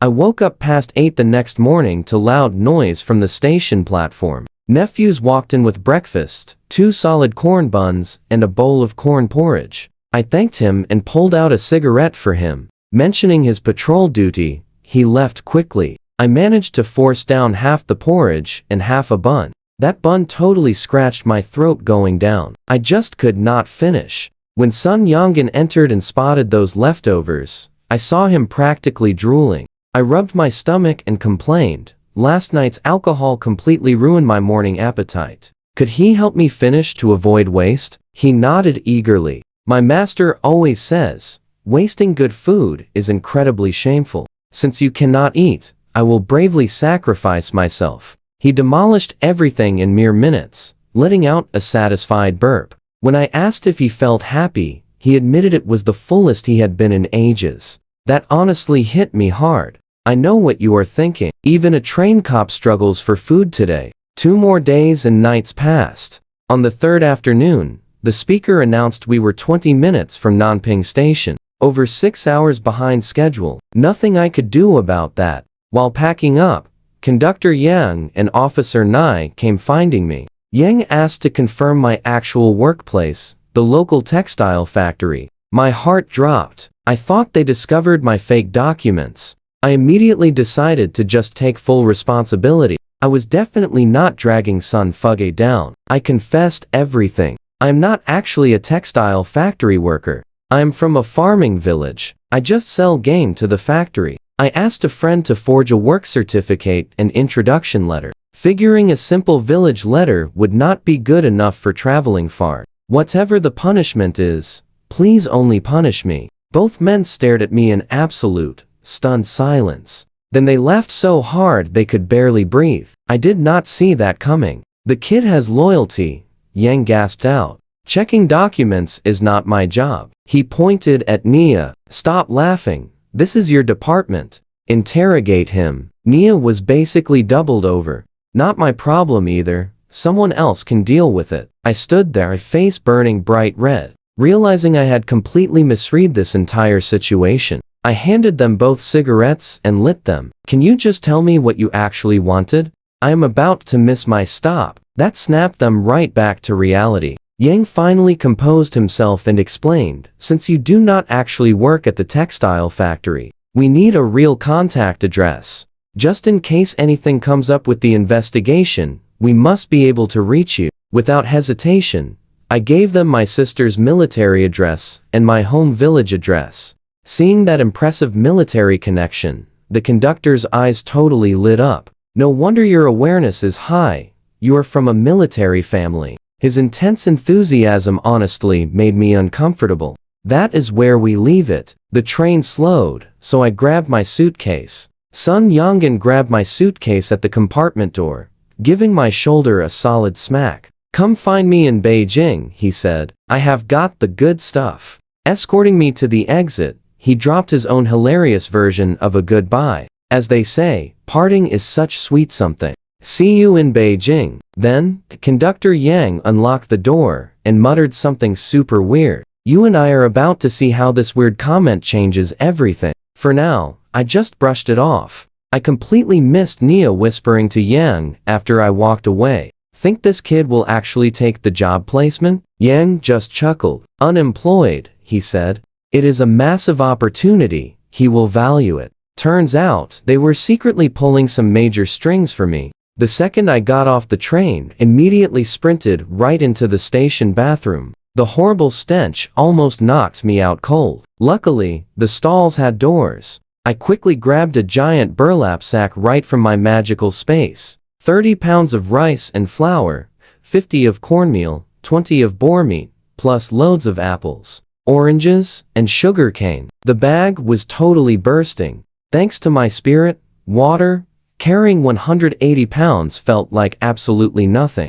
I exploded out of that bathroom, desperately gasping for fresh air, and marched right outside with my massive sack. Since my train was over 6 hours delayed, my sister was completely nowhere to be seen. I looked absolutely everywhere, totally convinced I would have to find a phone. Suddenly, a loud shout echoed. Ergu, over here. My little nephew, Ernie, was frantically waving from 50 meters away. Honestly, without my awesome spirit water hearing boost, I might have completely missed my sister entirely. I waved back and dashed over. She grabbed my arm, her eyes instantly welling up. I've been waiting so long for you. Hearing that, I finally looked at my big sister for the very first time. We have all felt that, right? That instant family connection. Whether it was the original body talking or pure love, there was zero awkwardness here. Just pure family. She studied my face closely. You got taller and way more handsome. I know, right?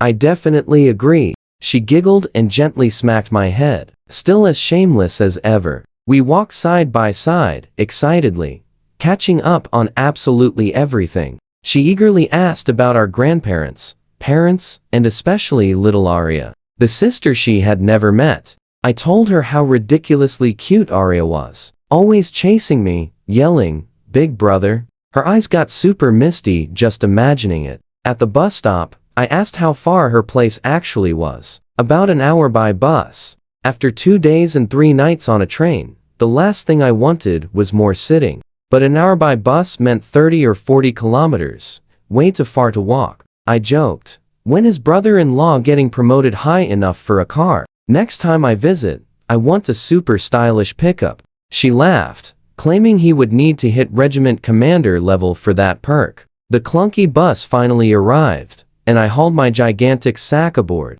The literal second I stepped inside, a solid wall of horrible smells smacked my face. Cigarette smoke, nasty foot odor, and literal chicken droppings all mixed together. That toxic bus stench almost made me turn around and walk. but 50 kilometers was just way too far. I paid 80 cents for 2 tickets, and we grabbed window seats. That bus literally stopped for every single person waving outside. Exactly like my painfully slow train ride. After an hour of crazy swaying and lurching, my sister finally said we arrived. At the military compound reception, I filled out all my personal forms and got my bags thoroughly inspected before they finally let me pass.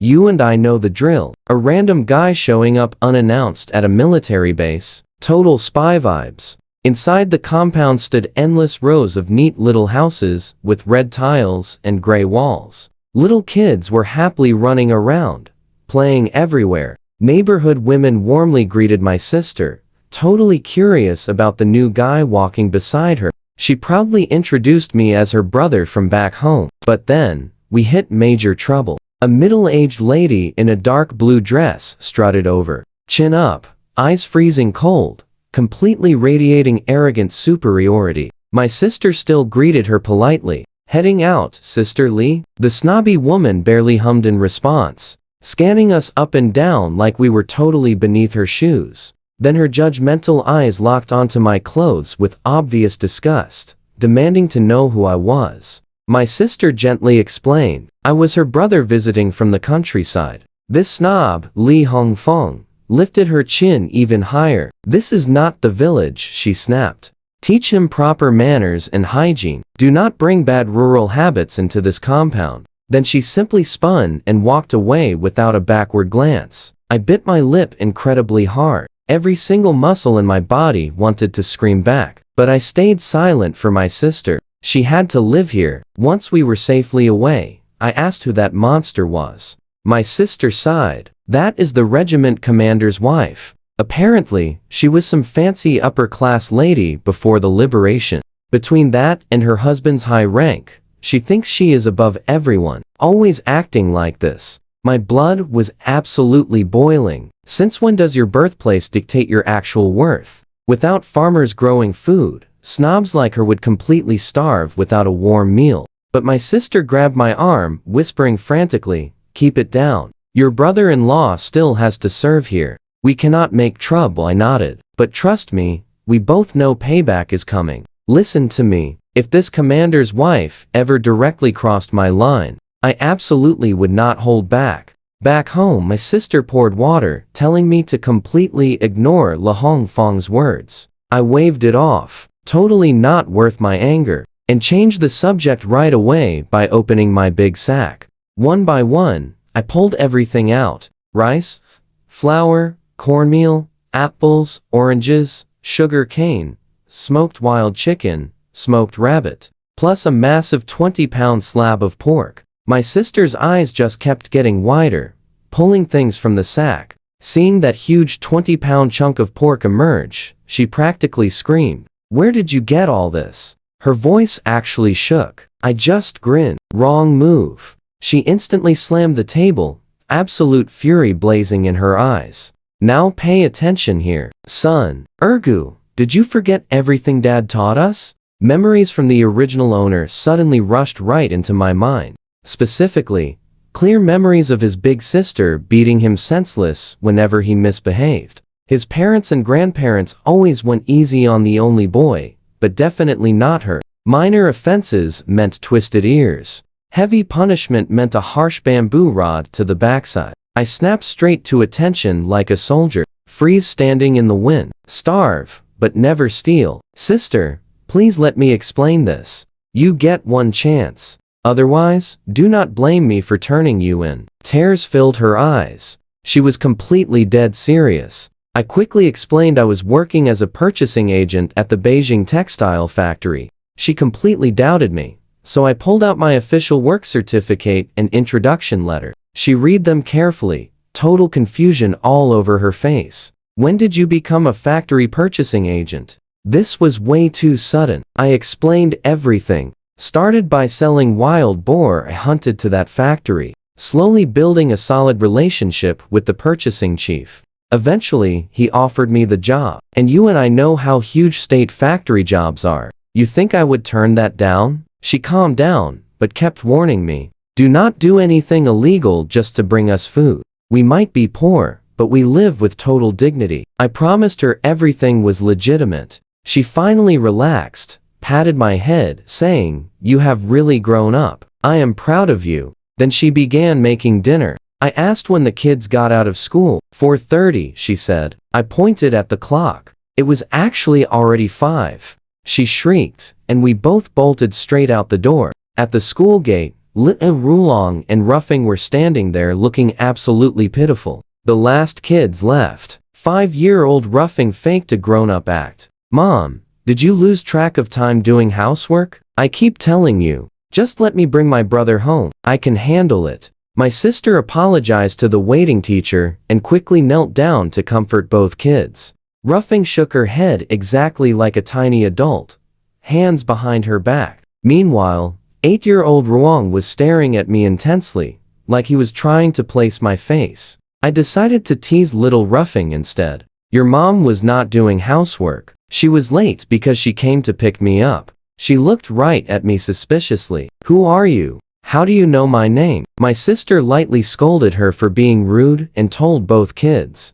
"This is my little brother, your uncle. Say hello." Ruff kept studying me with completely skeptical eyes. But Ruang, he just threw himself at my legs, buried his face in my stomach, crying, "Uncle, I missed you so much." I scooped him right up and wiped his tears. 3 years, and you still remember your favorite uncle. Trust me, spoiling you back then was not wasted.